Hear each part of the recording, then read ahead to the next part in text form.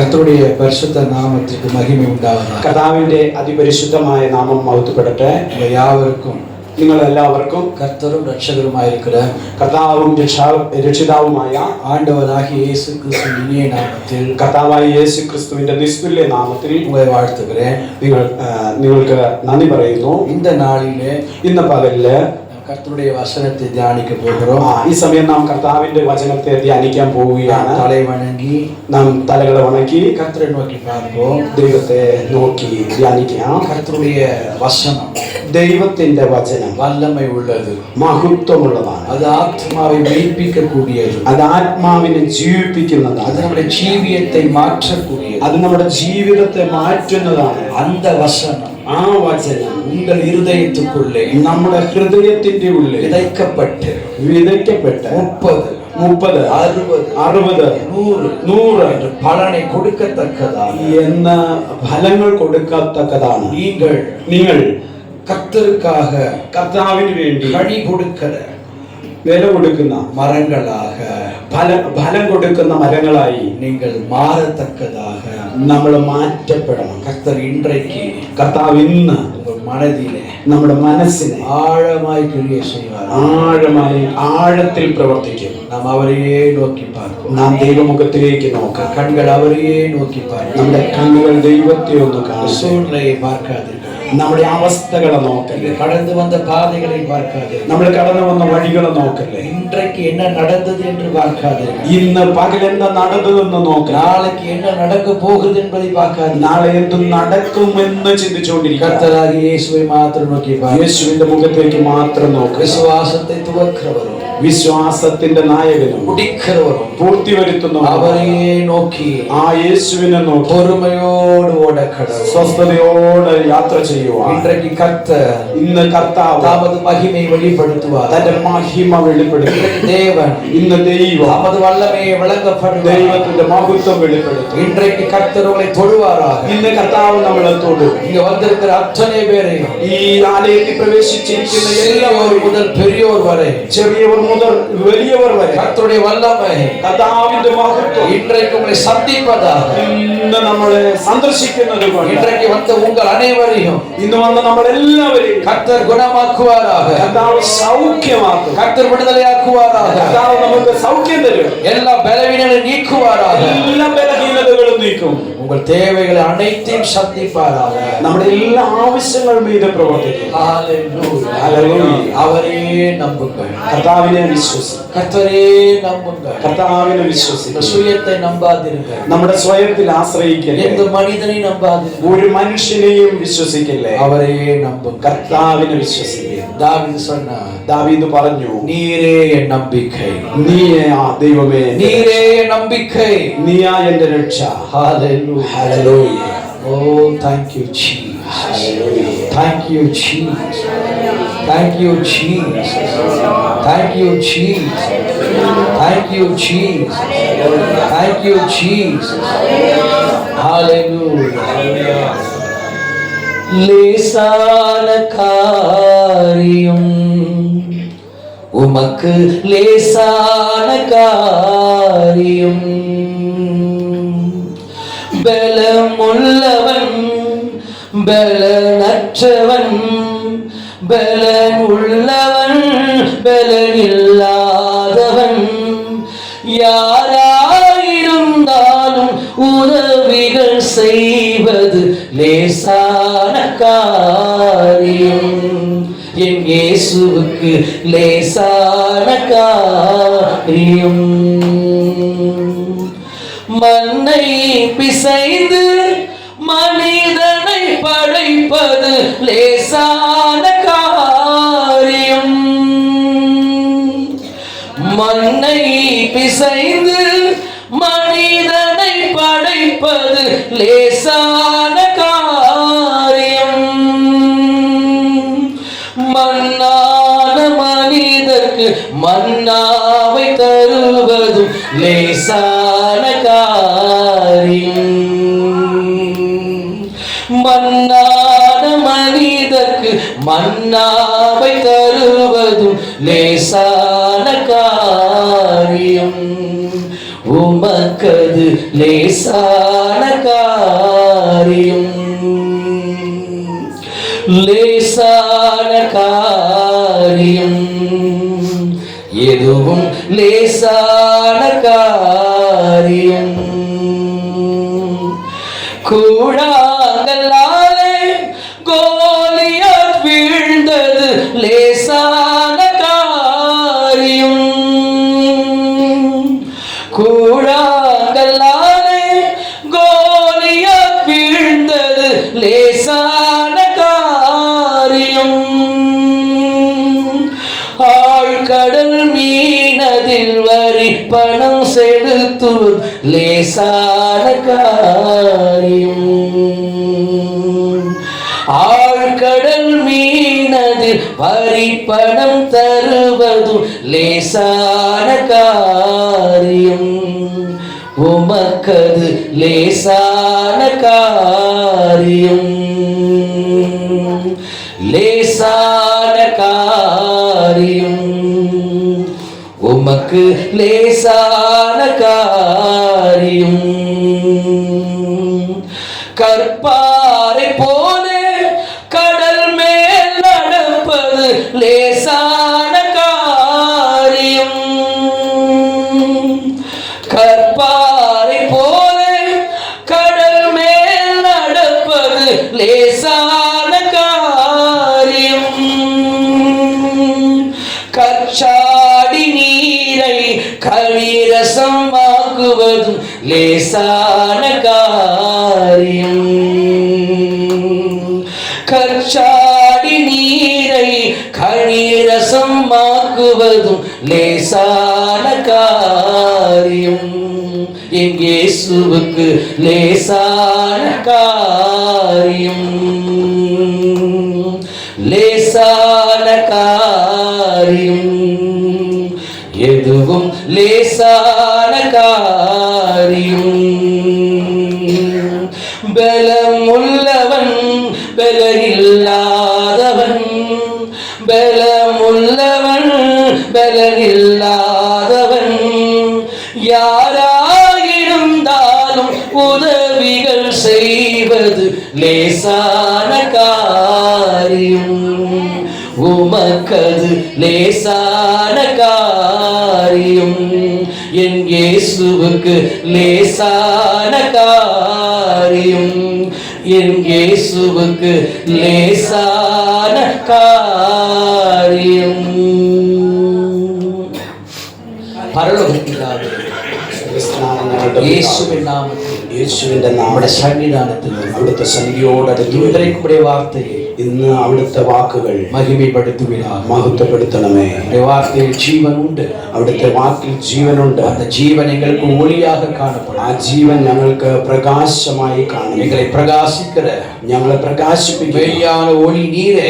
ശരിയായ പ്രകാശം അങ്ങാണ്. ഞങ്ങളെ പ്രകാശിക്കപ്പെടുവീരാക, ഞങ്ങളെ പ്രകാശിപ്പിക്കണമേ. മുഖങ്ങളെ പ്രകാശിക്കപ്പെടുവീരാക, മുഖങ്ങളെ പ്രകാശിപ്പിക്കണമേ. അപ്പാ ഞങ്ങളെ താഴ്ത്തുന്നു, ഞങ്ങളെ തിരുസന്നിധിയിൽ സകല തുതി ഘന മഹിമയെ സകല പുകഴ്ചയും മഹത്വവും ഉമക്കേ സെലുത്തുന്നു, അങ്ങേക്ക് അർപ്പിക്കുന്നു. യേശു ക്രിസ്തുവിനായി വേണ്ടിക്കൊള്ളുകയോ പിതാവേ, യേശുവിൻ നാമത്തിൽ ചോദിക്കുന്നു പിതാവേ. Hallelujah, hallelujah. കർത്തരുടെ പരിശുദ്ധ നാമത്തിന് മഹിമ ഉണ്ടാകട്ടെ. കർത്താവിന്റെ അതിപരിശുദ്ധമായ നാമത്തിൽ കാലേ ഉപവാസ ജപത്തിൽ രാവിലത്തെ ഉപവാസ പ്രാർത്ഥനയിൽ വന്നവർ നിശ്ചയമായി കർത്തരുടെ വാർത്തയെ അറിந்திருப்பீர்கள். നിശ്ചയമായിട്ടും ദൈവത്തിന്റെ വചനങ്ങളെ കേട്ടു. இந்த மாலை நேரத்திலும் ഈ രാത്രി സമയത്തും നാം കർത്തരുടെ വചനത്തെ ധ്യാനിക്കാൻ പോകുന്നു. നാം കർത്താവിന്റെ വചനത്തെ ധ്യാനിക്കാൻ പോവുകയാണ്. ദൈവം തമ്മുടെ വചനത്തിൻ മൂലമാകவே ദൈവം തന്റെ വചനത്തിലൂടെ നമ്മെ വെളിപ്പെടുത്തുകയാണ്, ദൈവത്തെ വെളിപ്പെടുത്തുന്നു. ആകவே അതുകൊണ്ട് വചനത്തെ ഗവനിച്ച് കേൾക്കുമാണ്, വചനത്തെ ശ്രദ്ധിച്ച് കേട്ടാൽ இந்த വചനത്തിൻ മൂലமாக ഈ വചനത്തിൻ മൂലം ദൈവനെ നിങ്ങൾ അറിந்து കൊள்ள முடியும். ദൈവത്തെ നമുക്ക് അറിയുവാൻ സാധിക്കും. നിങ്ങൾ ക്രിസ്തുവെ അറിந்து കൊള്ളുവதற்கு നമ്മൾ കർത്താവിനെ അറിയുന്നതിന് ഏതൊരു പുസ്തകങ്ങളെ പഠിക്കാൻ വേണ്ടി ആവശ്യമില്ല, വേറെ പുസ്തകങ്ങളൊന്നും വായിക്കേണ്ട ആവശ്യമില്ല. പലരുടെയും പ്രസംഗങ്ങളെ കേൾക്കാൻ വേണ്ടി ആവശ്യമില്ല, ഒരുപാട് ആളുകളുടെ പ്രസംഗങ്ങൾ കേൾക്കേണ്ട ആവശ്യമില്ല. വേദ വചനത്തെ വാസിച്ചാലേ പോതും, വചനത്തെ നന്നായി വായിച്ചാൽ മതി. നിങ്ങൾ ക്രിസ്തുവെ അറിந்து കൊള്ളുവീர்கள், നമുക്ക് കർത്താവിനെ നന്നായി അറിയുവാൻ സാധിക്കും. Hallelujah, hallelujah. இன்றைக்கு தியானத்திற்கு ഇന്ന് ധ്യാനത്തിൽ വചന ധ്യാനത്തിൽ யோவானுக்கு எழுதின சுவிசேஷம் യോഹന്നാന്റെ സുവിശേഷം 5-ാം അധ്യായം 5-ാം അധ്യായം 1 മുതൽ 9 വരെ 9 വരെയുള്ള വാക്യങ്ങൾ വായിക്കാമല്ലോ. യോഹന്നാന്റെ സുവിശേഷം 5-ാം അധ്യായം 1 മുതൽ 9 വരെ. അതിനുശേഷം യഹൂദന്മാരുടെ ഒരു ഉത്സവം ഉണ്ടായിട്ട് യേശു യെരൂശലേമിലേക്ക് പോയി. യെരൂശലേമിൽ ആട്ടുവാതിൽക്കൽ ബെഥസ്ദ എന്ന എബ്രായ പേരുള്ള ഒരു കുളമുണ്ട്. അതിന് 5 മണ്ഡപമുണ്ട്. അവയിൽ വ്യാധിക്കാർ, കുരുടർ, മുടന്തർ, ക്ഷയരോഗികൾ ഇങ്ങനെ വലിയൊരു കൂട്ടം വെള്ളത്തിന്റെ ഇളക്കം കാത്തുകൊണ്ട് കിടന്നിരുന്നു. അതത് സമയത്ത് ഒരു ദൂതൻ കുളത്തിലിറങ്ങി വെള്ളം കലക്കും. വെള്ളം കലങ്ങിയ ശേഷം ആദ്യം ഇറങ്ങുന്നവൻ ഏതു വ്യാധി പിടിച്ചവനായിരുന്നാലും അവന് സൗഖ്യം വരും. എന്നാൽ 38 ആണ്ട് രോഗം പിടിച്ചു കിടന്ന ഒരു മനുഷ്യൻ അവിടെ ഉണ്ടായിരുന്നു. അവൻ കിടക്കുന്നത് യേശു കണ്ടു. ഇങ്ങനെ ഏറിയ കാലമായിരിക്കുന്നു എന്നറിഞ്ഞു. നിനക്ക് സൗഖ്യമാകുവാൻ മനസ്സുണ്ടോ എന്നവനോട് ചോദിച്ചു. രോഗി അവനോട്, യജമാനനെ, വെള്ളം കലങ്ങുമ്പോൾ എന്നെ കുളത്തിലാക്കുവാൻ എനിക്ക് ആരുമില്ല. ഞാൻ തന്നെ ചെല്ലുമ്പോൾ മറ്റൊരുത്തൻ എനിക്ക് മുൻപായി ഇറങ്ങുന്നു എന്നുത്തരം പറഞ്ഞു. യേശു അവനോട്, എഴുന്നേറ്റ് നിന്റെ കിടക്കയെടുത്ത് നടക്ക എന്ന് പറഞ്ഞു. ഉടനെ ആ മനുഷ്യൻ സൗഖ്യമായി കിടക്കയെടുത്ത് നടന്നു. ഹല്ലേലൂയ. ഹല്ലേലൂയ. இந்த சம்பவத்தை நாம் அறிந்ததே. ഈ സംഭവത്തെ നമ്മൾ അറിഞ്ഞ സംഭവമാണ്. இந்த அதிகாரத்தில் ഈ അധ്യായത്തിൽ യേശു ക്രിസ്തുവിന്റെ ഉപദേശവും അത്ഭുതവും இணைந்து இருப்பதை காணலாம்.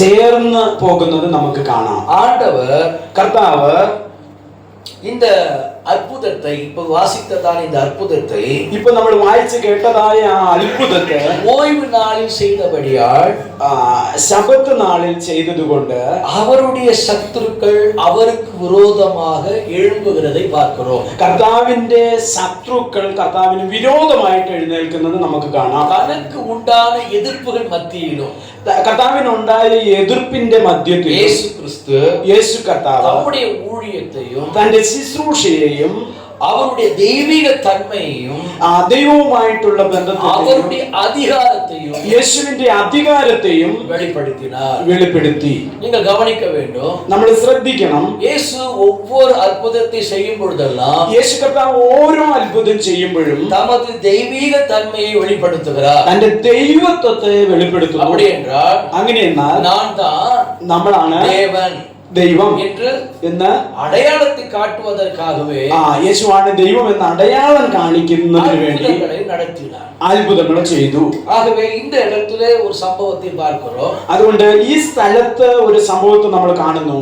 38 ആണ്ടുകളാக 38 വർഷമായിട്ട് പക്കവാദത്തിനാൽ തളർവാദം പിടിച്ച ഒരു മനുഷ്യൻ ബെഥസ്ദാ എன்கிற കുളത്തിൻ അരുകെ ബെത്സൈദ എന്ന കുളത്തിന്റെ കടവിൽ അരികിൽ കിടக்கிறதை നാം பார்க்கிறோം. അവിടെ കിടക്കുന്നത് നാം കാണുന്നു. அந்த மனிதனை தான் ആ മനുഷ്യനെയാണ് യേശു സന്ദർശിച്ചത്. அவர் சுகப்படுத்துவதை பார்க்கிறோம். സൗഖ്യമാക്കിയതായി നാം കാണുന്നു. இயேசு கிறிஸ்து இந்த യെരൂശലേമുக்கு வருகிறதை நாம் பார்க்கிறோம். യേശു കർത്താവ് യെരൂശലേമിലേക്ക് വരുന്നത് നാം കാണുന്നു. பொதுவாയി ஆண்டவர் கர்த்தாവ് எருசலேமிலே அதிகமான அற்புதங்களை அவர் நடப்பிக்கவில்லை. യേശു യെരൂശലേമിൽ അധികമായി അത്ഭുതങ്ങൾ ചെയ്തത് നമുക്ക് കാണാനില്ല. அவர் செய்த அற்புதங்கள் எல்லாம் യേശു കർത്താവ് ചെയ്ത അത്ഭുതങ്ങൾ അധികവും ഗലീലയെ சுற்றிலும் ഗലീലയുടെ ചുറ്റിലും പട്ടണങ്ങളിലും അധികമായ അത്ഭുതങ്ങൾ ചെയ്തിരിക്കുന്നു. ആകவே இப்பொழுது இந்த எருசலேமிலே அவர் வருகிறார். എന്നാൽ യേശു ഇപ്പോൾ യെരൂശലേമിലേക്ക് വരുന്നു. ஏன் இயேசு எருசலேமுக்கு வர வேண்டும்? എന്താണ് യേശു യെരൂശലേമിലേക്ക് വരാനുള്ള ഒരു കാരണം இருக்கிறது. അതിനൊരു കാരണമുണ്ട്. மிக முக்கியமாய் ஒரு பண்டிகை ஆசரிக்கப்பட வேண்டிய ஒன்றாய் இருக்கிறது. വളരെ പ്രധാനമായി പண்டிகை ഒരു ഉത്സവത്തോടുള്ള ബന്ധത്തിലാണ് യേശു അവിടെ വരുന്നത്. ആകவே അതുകൊണ്ട് യേശു ക്രിസ്തു அந்த இடத்துக்கு வருகிறார். ആ സ്ഥലത്തിലേക്ക് വരുന്നു. അതേ സമയത്തിലെ ആ സമയത്ത് തന്നെ இங்கு ஒரு மனிதன் வியாதிப்பட்டு இருப்பதையும் நாம் பார்க்கிறோம். ഇവിടെ ഒരു മനുഷ്യൻ സുഖമില്ലാതെ കിടക്കുന്നതായി നാം കാണുന്നു. கவனிப்போம், ശ്രദ്ധിക്കണം. യേശു ക്രിസ്തു യഥാർത്ഥமாக வரவில்லை. യേശു യഥാർത്ഥമായിട്ട് അങ്ങോട്ട് വന്നില്ല. അവർ വന്ന നോക്കത്തെ അവർ അറിവാർ. വന്നതിന്റെ ഉദ്ദേശത്തെ യേശുവിന് അറിയാം. യേശു നമ്മை ஏன் சந்தித்தார், ஏன் நம்மை தெரிந்து கொண்டார் என்கிற பதில் இன்றைக்கு கூட நமக்கு தெரியாமல் இருக்கலாம்.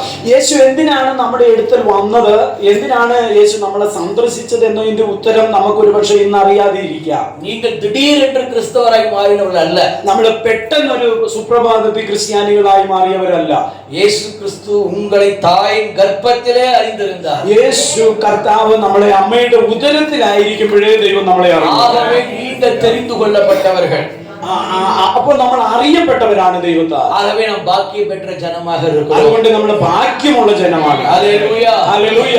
ஆகவே தெரிந்து கொள்ளப்பட்டவர்களாகிய நீங்கள், അതുകൊണ്ട് ദൈവത്താൽ അറിയപ്പെട്ടവരായ നാം, நீங்கள் எதை குறித்து பயப்பட வேண்டிய அவசியம் இல்லை. നമ്മൾ ഒന്നിനെ കുറിച്ചും ഭാരപ്പെടേണ്ട ആവശ്യമില്ല. நாளை என்ன பார்ப்பது என்று கவனிக்க வேண்டிய அவசியம் இல்லை. നാളെ എന്താണ് നമ്മൾ ചെയ്യുന്നതെന്ന് ഓർത്ത് ഭാരപ്പെടേണ്ട ആവശ്യമില്ല. ஆனால் கிறிஸ்தவர்கள், பெரும்பாலான கிறிஸ்தவர்கள் என்ன நினைக்கிறார்கள்?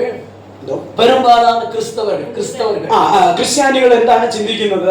நாளைக்கு என்ன செய்வது, നാളെ എന്ത് ഞാൻ ചെയ്യും, இன்றைக்கு முடிந்தது, ഇന്ന് എങ്ങനെയൊക്കെയോ കഴിഞ്ഞു, நாளைக்கு என்ன செய்வது, നാളെ ഞാൻ എന്ത് ചെയ്യും, இதை குறித்தே ஒரு ஜபங்கள் ஓடிக்கொண்டிருக்கும். ഇതിനെ കുറിച്ചേ പ്രാർത്ഥനകൾ ഇങ്ങനെ പോയിക്കൊണ്ടിരിക്കും. நாளைக்கு காலையில சாப்பிடுற இட்லிக்கு ஜபம் பண்ற ஆட்கள் இருக்கிறார்கள். നാളെ രാവിലെ കഴിക്കാനുള്ള ഇഡ്ഡലിക്ക് വേണ്ടി പ്രാർത്ഥിക്കുന്നവരും ഉണ്ട്. இட்லி என்ன கர்த்தாவே நாளைக்கு சாப்பிடணும், என்ன കർത്താവേ നാളെ രാവിലെ ഞാൻ എന്ത് കഴിക്കും? நாளைக்கு சாப்பிட வேண்டிய ஆகாரத்திற்காகவும், നാളെ കഴിക്കാനുള്ള ആഹാരത്തിന് വേണ്ടിയും, நாளைக்கு செய்ய போகிற வேலைக்காகவும், നാളെ ചെയ്യാൻ പോകുന്ന കാര്യങ്ങൾക്ക് വേണ്ടി வருத்தப்படுகிற ഇപ്പോഴേ ഭാരപ്പെട്ടുകൊണ്ടിരിക്കുന്ന ക്രിസ്ത്യാനികളുണ്ട്. നിങ്ങൾ அப்படி சிந்திக்க கூடாது. നമ്മൾ അങ്ങനെ ചിന്തിക്കുന്നവരാകരുത്. நாளைய தினத்தை, നാളത്തെ ദിവസത്തെ கர்த்தர் பார்த்துக் கொள்வார். ദൈവം നോക്കിക്കൊള്ളും.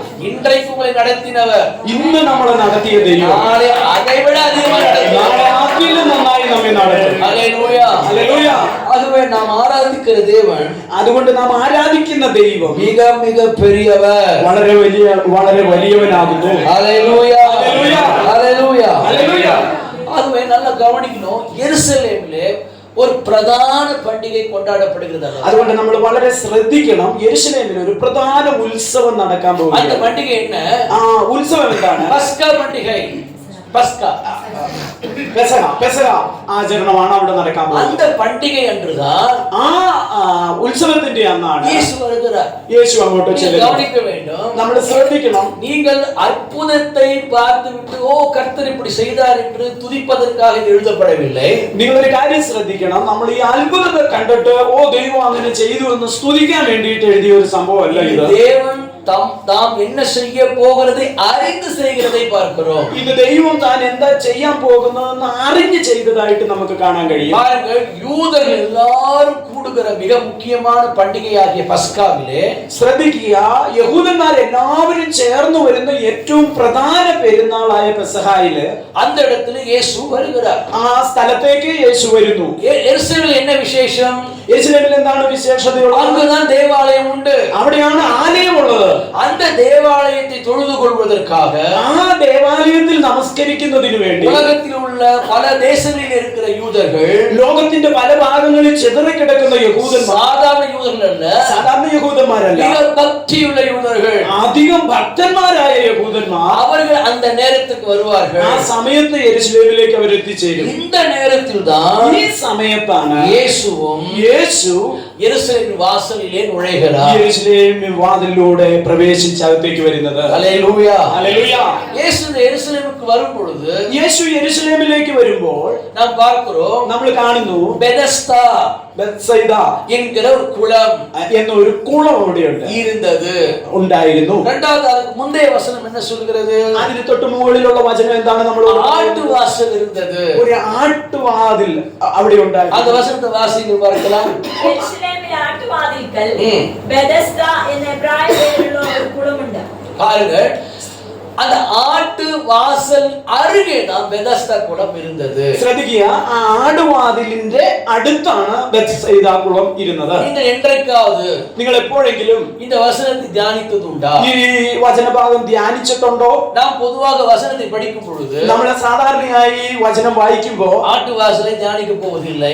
ആട്ടുവാതിലിനെ കുറിച്ച് ധ്യാനിക്കാറില്ല. ஆனால் பெதஸ்தாவிலே ஒரு 38 ஆண்டு ஒருவன் குணமாகினான் என்பதை கவனிப்போம். എന്നാൽ നമ്മൾ ശ്രദ്ധയോടെ ശ്രദ്ധിക്കുന്ന പിന്നെ ഒരു ഭാഗം 38 വർഷമായി ബെത്സൈദ കുളക്കടവിൽ കിടന്നവൻ സൗഖ്യമായത് നമ്മൾ ശ്രദ്ധിക്കും. நம்முடைய கண்கள் பார்ப்பதெல்லாம் നമ്മുടെ കണ്ണ് കൂടുതലായിട്ട് ശ്രദ്ധിക്കുന്നത് இயேசு யாருக்கெல்லாம் அற்புதம் செய்தாரோ, യേശു ആർക്കെല്ലാം അത്ഭുതങ്ങൾ ചെയ്തോ அதை കണ്ട് അത് കണ്ട് எனக்கும் செய்வார், എനിക്കും ചെയ്യും, நான் இது விசுவாசிக்கிறேன் ഞാനും ദൈവത്തെ വിശ്വസിക്കുന്നു என்று படித்து நாம் கடந்து போய்விடுவோம். എന്ന് വായിച്ച് നമ്മൾ അങ്ങനെ ധ്യാനിച്ച് അങ്ങ് ഓടിപ്പോകും. ஆனால் சம்பவங்களை ஊடுருவி பார்க்கும்போது എന്നാൽ സംഭവങ്ങളെ ആഴത്തിൽ നാം ശ്രദ്ധിക്കുമ്പോൾ அப்போதுதான் தெரியும் இயேசுவின் செய்கைகள் என்ன என்பதை தெரிந்து கொள்ளலாம். യേശുവിന്റെ പ്രവൃത്തിയുടെ ഉദ്ദേശം എന്തെന്നുള്ളത് അപ്പോഴേ നമുക്ക് ഗ്രഹിക്കാൻ കഴിയും. ஆக வேதத்தை படிக்கும் பொழுது അതുകൊണ്ട് ഈ ഭാഗം നമ്മൾ വായിക്കുമ്പോൾ கடமைக்காக படிப்பது, ഒരു എന്താ പറയാ, ഒരു കടമ ചെയ്യുന്നത് പോലെ വായിക്കുന്നത്, சும்மா கிறிஸ்தவனாகிவிட்டேன் ஆகவே வேதத்தை படித்துதான் ஆக வேண்டும் என்ற நிர்பந்தத்தோடு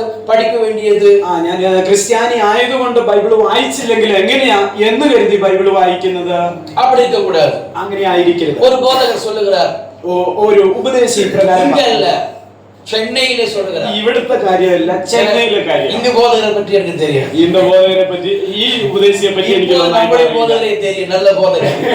ഇപ്പൊ എന്റെ അടുത്ത് നിൽക്കുന്ന പാസ്റ്റർ എനിക്കറിയാം, നല്ല പാസ്റ്ററാ. எங்கள் சென்னையில் போதகர் சொல்லுகிறார், ഞങ്ങളുടെ ചെന്നൈയിലുള്ള പാസ്റ്റർ പറയുന്നു, ஒரு நாளைக்கு ഒരു ദിവസം நீங்கள் 10 அதிகாரம் வாசித்தால் 10 അധ്യായം ബൈബിൾ വായിച്ചാൽ கூரை பிய்த்துக் கொண்டு മേൽക്കുരിയെ തകർത്തുകൊണ്ട് ஆசீர்வாதம் இறங்கி வரும், ദൈവത്തിന്റെ അനുഗ്രഹം നിങ്ങളിലേക്ക് ഇറങ്ങി വരും. இதை கேட்ட விசுவாசிகள் எல்லாம் ഇത് കേട്ട വിശ്വാസികളെല്ലാം 10 அதிகாரத்தை வாசித்து விட்டு 10 അധ്യായത്തെ വായിച്ചിട്ട് மேலே பார்த்து கொண்டு മേളിലേക്ക് നോക്കിക്കൊണ്ടിരിക്കുക. எங்க கூரையே பிக்கலையேன்னு பார்த்து, ഇതുവരെ മേൽക്കുരി ഒന്നും തകർന്നില്ലല്ലോ. அதில் ஒரு விசுவாசி, ஞானமுள்ள விசுவாசி, അതിലൊരു വിശ്വാസി, അറിവുള്ള വിശ്വാസിയാണ്.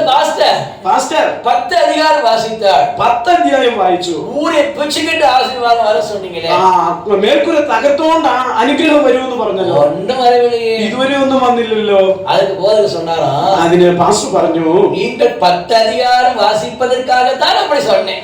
നിങ്ങൾ 10 അധ്യായം വായിക്കാൻ വേണ്ടിയാ ഞാൻ അങ്ങനെ പറഞ്ഞത്. அது பாருங்க, അപ്പൊ നോക്കിക്കേ, ஒரு விசுவாசி வேதத்தை படிக்க வைப்பதற்கு ഒരു വിശ്വാസി വചനം വായിക്കുന്നതിന് വേണ്ടി என்னெல்லாம் ப்ரூடா விட வேண்டியதான், എന്തെല്ലാം നമ്പർ ഇറക്കിയല്ല കാര്യം നടക്കും. கப்சாலாம் விட வேண்டியதான்,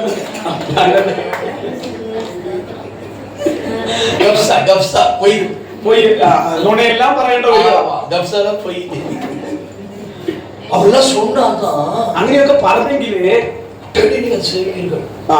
വചനം വായിക്കും. போன உடனே பைபிள் எடுத்து சாப்பிட மாட்டீர்கள், எதையும் செய்ய மாட்டீர்கள், கூரை பிய்த்துக் கொண்டு ஆசீர்வாதம் வரும் என்று சொன்ன உடனே படித்துக் கொண்டே இருப்பீர்கள். ചെന്ന ഉടനെ ആഹാരം പോലും കഴിക്കാതെ ബൈബിൾ എടുത്തിട്ട് മേൽക്കുര തകർത്ത് ആശീർവാദം വരുമെന്ന് പറഞ്ഞ് കേട്ട ഉടനെ ബൈബിൾ വായിക്കാൻ തുടങ്ങി. நான் ஒரு கேள்வி கேட்கிறேன், ഞാൻ നിങ്ങളോട് ഒരു ചോദ്യം ചോദിക്കട്ടെ. நீங்கள் இன்னொருவர் சொல்லிதான் வேதத்தை வாசிப்பீர்களா, ഇനി ഒരാൾ പറഞ്ഞിട്ടാണോ ബൈബിൾ വായിക്കുന്നത്, அல்லது நீங்கள் ஆண்டவரை நேசித்ததினால் வேதத்தை வாசிப்பீர்களா? കർത്താവിനെ സ്നേഹിക്കുന്നത് കൊണ്ട് ഞാൻ ബൈബിൾ ഹല്ലേലൂയ. அப்ப வேதம் வாசிப்பது கடமை அல்ல, നമ്മള് വചനം വായിക്കുന്നത് ഒരു കടമയല്ല. வேதத்தை வாசித்தால் ஆசீர்வாதம் வரும் என்பதல்ல, വചനം വായിക്കുന്നത് കൊണ്ട് എനിക്ക് അനുഗ്രഹം വരും എന്നത് കൊണ്ടുമല്ല. அங்கே ஆலோசனை நீங்க கேட்க வேண்டாம், ആ വിധത്തിലുള്ള ദൂതുകൾ നിങ്ങൾ ശ്രദ്ധിക്കണ്ട. நீங்கள் ஒவ்வொரு நாளும் നിങ്ങൾ ഓരോ ദിവസവും வேதத்தை വചനത്തെ நேசித்து സ്നേഹിച്ച് நீங்கள் வாசிக்கும் பொழுது നിങ്ങൾ വായിച്ചാൽ நீங்கள் ஆசீர்வதிக்கப்படுவீர்கள். നമ്മൾ അനുഗ്രഹിക്കപ്പെടും. உங்களுடைய வேதத்தை நேசிக்கிறவர்களுக்கோ നമ്മുടെ വചനത്തെ സ്നേഹിക്കുന്നു, சமாதானம் உண்டு. ദൈവത്തിന്റെ വചനത്തെ സ്നേഹിക്കുന്നവർക്ക് സമാധാനമുണ്ട്. நிறைய கிறிஸ்தவர்கள் சொல்றாங்க, നിറയെ ക്രിസ്ത്യാനികൾ പറയുന്നു, பிலீவர்ஸ் சொல்றாங்க, വിശ്വാസികൾ പറയുന്നു, சமாதானமே இல்ல பாஸ்டர், ഒരു സമാധാനവും ഇല്ല പാസ്റ്റർ. வீட்டுல போனாலே ஒரே சண்டை தான், വീട്ടിൽ ചെന്ന ഒരേ പ്രശ്നം. അവിടെ அங்க சண்டைக்கு கணவன் பாயுறாரு, അവിടെ പ്രശ്നത്തിന് വേണ്ടി ഭർത്താവ് ഓടുന്നു, அவங்க ஒய்ஃப் கரண்டி எடுத்து சண்டைக்கு வருது, അവരുടെ ഭാര്യയെ തവി എടുത്തോണ്ട് പ്രശ്നത്തിന് വരുന്നു, ஒரு இடத்துல சண்டை நடக்குது, ഒരിടത്ത് ഭയങ്കര യുദ്ധം നടക്കുന്നു. അപ്പോ ஊழியம் செய்கிற ശുശ്രൂഷ ചെയ്യുന്ന ஒரு பெண் சொல்லிச்சு, ഒരു സഹോദരി പറഞ്ഞു, அவங்க പുരുഷനെ பார்த்து അവരുടെ ഹസ്ബൻഡിനെ നോക്കി, பைபிளை தூக்குறதுனால பாக்குறேன், ബൈബിൾ എടുത്തതുകൊണ്ട് ഞാൻ വെറുതെ വിടുക, பொலந்துருவேன். ഇല്ലെങ്കിൽ നിന്നെ ഞാൻ ശരിയാക്കി കളയും. அப்படிலாம் விசுவாசி இருக்கிறாங்க. അങ്ങനെയുള്ള വിശ്വാസികളും ഉണ്ട്. இங்க பாத்தீங்கன்னா ഇവിടെ നോക്കിയാൽ எல்லாரும் காபிரியல் தூதலை போல அமையும். എല്ലാവരും ഗബ്രിയേൽ ദൂതനെ പോലെ ശാന്തമായിട്ടിരിക്കുന്നു. இங்க இருக்கிற பாஸ்டருக்கு ஒரே ஆச்சரியமா இருக்கு. നിങ്ങളുടെ പാസ്റ്ററിന് വളരെ അത്ഭുതം തോന്നുന്നു. பேசாம காபிரியல் சபை வைத்திருக்கலாம் போல. அந்த அளவுக்கு நம்ம ஆட்கள் ஏற்றஸ் மறுகிறாங்க. വളരെ ഭക്തന്മാരെ പോലെ നമ്മുടെ ആളുകൾ ഇരിക്കുന്നു. பக்தி ஒழுகிறது. ഭക്തി സൈഡിൽ കൂടി ഇങ്ങനെ ഒഴുകുന്നു. இந்த மலையில தண்ணீர் வருவதை போல. മലയിൽ നിന്ന് വെള്ളം ഒഴുകി വരും പോലെ ഭക്തി ഒഴുകുന്നു. பக்தி இப்படி ஒழுகுது, இப்படி ஒழுகுது. எங்க இங்க வரும்போது എവിടെ? ഇവിടെ വരുമ്പോ മാത്രം. வீட்டிலே போய் பாருங்க. വീട്ടിലൊന്ന് ചെന്ന് നോക്കിക്കേ. അത് മനസ്സിലായല്ലോ. അത് சூப்பர் பாஸ்டர். அப்படிதான் நம்ம வாழ்க்கை இருக்கிறது. അങ്ങനെയാണ് നമ്മുടെ ജീവിതം പോയിക്കൊണ്ടിരിക്കുന്നത്. இங்கு பக்தியை காட்டுகிறோம், ഇവിടെ ഭക്തിയെ இங்கு കാണിക്കുന്നു. தேவனை நேசிப்பதை போல அன்பு காட்டுகிறோம். ഇവിടെ ദൈവത്തെ സ്നേഹിക്കുന്നത് പോലെ നമ്മൾ കാണിക്കുന്നു. இயேசு சிலுவை பார்த்து அழுகிறோம். ഈ കർത്താവിന്റെ ക്രൂശിനെ കണ്ടുകൊണ്ട് നമ്മൾ ஆண்டவரே உம்முடைய அன்பை போல வேறு அன்பு இல்லை என்று சொல்லுகிறோம். ദൈവമേ അവിടുത്തെ സ്നേഹം പോലെ ഒരു സ്നേഹമില്ലെന്ന് നമ്മൾ പറയുന്നു. கண்ட சகோதரத்திலே എന്നാൽ കാണുന്ന സഹോദരനെ കാണുമ്പോൾ அன்பு காட்டுவது. സ്നേഹം എന്ന് പറയുന്നത് அப்போ நீ யார்? நீ ஒரு மாயமலக்காரி, நீ ஒரு மாயமலக்காரன். இயேசுவை பார்த்து அன்பு வருதம். യേശുവിനെ കാണുമ്പോൾ ഭയങ്കര எனக்காக மரித்தீரே, ഓ കർത്താവേ എനിക്ക് വേണ്ടി മരിച്ചല്ലോ. அங்கு காட்டுகிற அன்பை അവിടെ കാണിക്കുന്ന സ്നേഹം உன்னுடைய சகோதரிடத்திலே, നിന്റെ സഹോദരനോടും உன்னுடைய சகோதரிடத்திலே നിന്റെ സഹോദരിയോടും காட்ட வேண்டும் என்று தேவன் விரும்புகிறார். കാണിക്കണമെന്ന് ദൈവം പറഞ്ഞു. ஹல்லேலூயா, ஹல்லேலூயா. ஆகவே நான் என்ன சொல்லுகிறேன்? അതുകൊണ്ട് ഞാൻ എന്താ പറയുന്നത് എന്ന് വെച്ചാൽ, நீங்கள் வேதத்தை படித்து வேதத்தில் இருப்பதை போல வாழுங்கள். നിങ്ങൾ ദൈവവചനം വായിച്ച് ആ വചനത്തിൽ എന്ത് പറയുന്നു അതുപോലെ ജീവിക്കുവിൻ. பிறருக்காக പേരിന് വേണ്ടി நீங்கள் நடிக்க வேண்டிய அவசியம் இல்லை. നിങ്ങൾ അഭിനയിക്കേണ്ട ആവശ്യമില്ല. சில பேருக்கு ചില ആളുകൾക്ക് தாழ்மை இருக்காது, താഴ്മയില്ല. அது தாழ்மை போல நடிப்பார். അവർ താഴ്മയോടെ അഭിനയിക്കും. சிலருக்கு பரிசுத்தம் இருக்காது, ചിലരുടെ ജീവിതം വിശുദ്ധമല്ല, அது பரிசுத்தம் போல இருப்பார். ഭയങ്കര വിശുദ്ധനെ പോലെ അഭിനയിക്കും. எதையும் பார்க்க மாட்டார். ഒന്നും കാണത്തില്ല. ஒரு சினிமா போஸ்டர் வந்தா ഒരു സിനിമ പോസ്റ്റർ പോലും ஓ നോക്കാം. ஸ்தோத்திரம் கர்த்தாவே, ஸ்தோத்திரம். അങ്ങോട്ട് നോക്കാതെ തിരിഞ്ഞു പോകും. சபிக்கிறேன் இயேசுவின் நாமத்தில். അതിനെ നോക്കി ശപിച്ചിട്ട് പോകും. காரணம் என்ன? കാരണം എന്താ? ஓ ரொம்ப பரிசுத்தமா ഭയങ്കര വിശുദ്ധനായിട്ട് யாரோ சிரிச்சு பேசிட்டு இருந்தோம் வச்சுக்கோங்க. ആരെങ്കിലും സന്തോഷത്തോടെ ചിരിച്ച് என்ன இந்தால் பரியாசம் பண்ணுகிறேன், എന്താ ഇവൻ ഏത് സമയം ഈ പരിഹാസം? ഒന്നും എനിക്ക് പിടിക്കാതെ.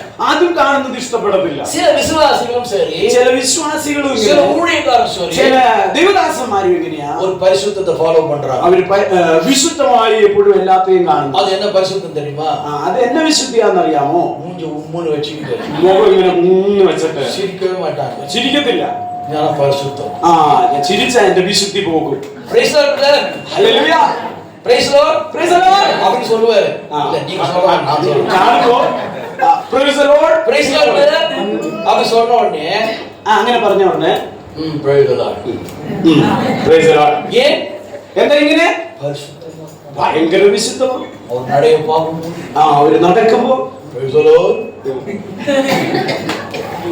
சொல்லிட்டீங்களா சிஸ்டர்? ஜெபிக்கிறீங்களா? നിങ്ങൾ പ്രാർത്ഥിക്കുന്നുണ്ടോ സഹോദരി? ஒழுங்கா உபவாசிக்கிறீங்களா? നിങ്ങൾ ഉപവസിക്കുന്നുണ്ടോ? கர்த்தரை தரிசிக்கிறீங்களா? ദൈവത്തെ കാണുന്നുണ്ടോ? எல்லாம் சொல்லுவாரு. ഇങ്ങനെയെല്ലാം ചോദിക്കും. அவரை வீட்டில் போய் பார்த்தால் അവര് വീട്ടിൽ പോയി നോക്കിയാ அவர் டிவி பார்த்து கொண்டு അവര് ടിവിയും കണ്ടോണ്ട് கண்டுகளித்துக் கொண்டு ഇങ്ങനെ കണ്ടു തുറന്നു சந்தோஷமா இருப்பார். സന്തോഷമായിട്ടിരിക്കും. இது வேஷம். ഇതാണ് വേഷഭക്തി. பரிசேயர்கள் அப்படித்தான் இருந்தார்கள். பரிசேயர்கள் പരീശന്മാർ ഇങ്ങനെയായിരുന്നു. அவர்கள் தெருவிலே வீதியிலே செல்வார்கள்.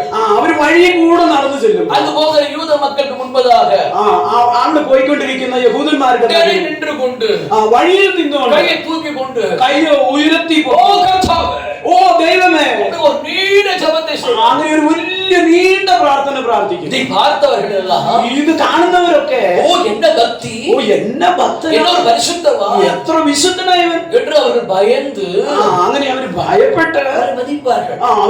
അവർക്ക് ബഹുമാനം இது കൊടുക്കും. எப்போது நடந்து கொண்டே இருந்தது. ഇത് എപ്പോഴും നടന്നുകൊണ്ടിരുന്ന ഒരു കാര്യമായിരുന്നു. இயேசு வருவார். அப்பொழுது യേശു അപ്പോ വരും. இயேசு வரும் பொழுது യേശു വരുമ്പോ இவர்கள் அப்படிப்பட்ட அதே போல நடிப்பை நடித்தார்கள். நீண்ட வசனம் சொல்லி യേശുവിന്റെ മുമ്പിൽ ഇതേ അഭിനയ ഒരു കാഴ്ച വെച്ചു. இயேசு பார்த்து യേശു അത് കണ്ടിട്ട് മായക്കാരല്ലേ, കപടഭക്തിക്കാരാ, உங்களுக்கு ஐயோ, നിങ്ങൾക്ക് അയ്യോ കഷ്ടം, உங்களுக்கு ஐயோ.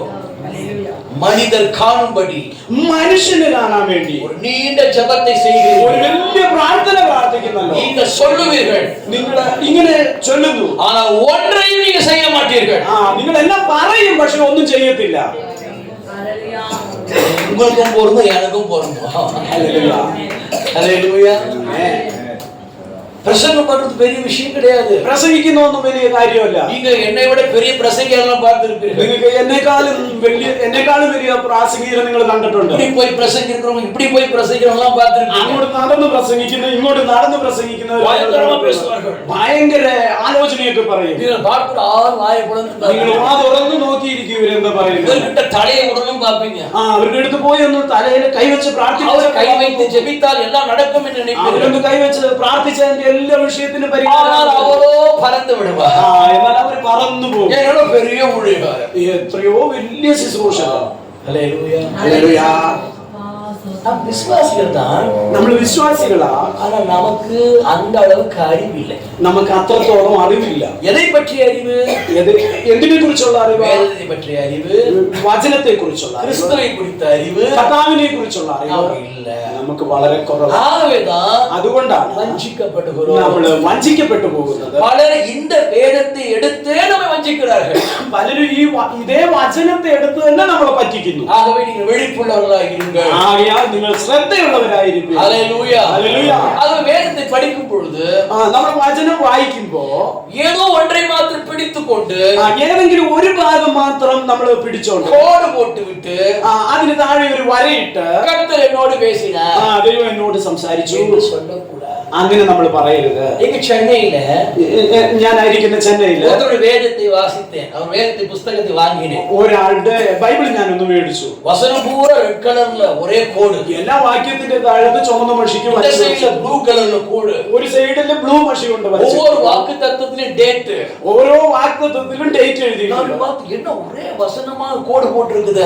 ഞാൻ നോക്കിയിട്ട് കരുതി ഇത് എല്ലാ വാക്യത്തിലും ഇങ്ങനെ വരയിട്ടിട്ടുണ്ടല്ലോ. என்னமா வேதத்துக்கு பெயிண்ட் அடிச்சுக்கிறேன்னு கேட்டேன். ഞാൻ ചോദിച്ചു എന്നാ അമ്മ ഇങ്ങനെ ഈ വചനത്തിന് പെയിന്റ് അടിച്ചു വെച്ചിരിക്കുന്നതെന്ന് அது ചോദിച്ചു. ஒரு சொல்லி இல்ல பாஸ்டர், അവരെന്നോട് പറഞ്ഞു അല്ല പാസ്റ്റർ, தெய்வம் என்னோட பேசியதாக்கும், ഇത് ദൈവം എന്നോട് സംസാരിച്ചതാ, அதனால கோடு போட்டேன் അതുകൊണ്ടാണ് ഞാൻ വരച്ചിട്ടിരിക്കുന്നത് அப்படின்னு சொல்லிச்சு. അങ്ങനെ പറഞ്ഞു. நான் சொன்னேன், ഞാൻ நீ പറഞ്ഞു கோடு போட்டாலும் சரி, നീ വരച്ചാലും ரோடு போட்டாலும் சரி, നീ റോഡിട്ടാലും கர்த்தர் உனக்கு செய்ய மாட்டார். കർത്താവ് നിനക്ക് വേണ്ടി ചെയ്യത്തില്ല.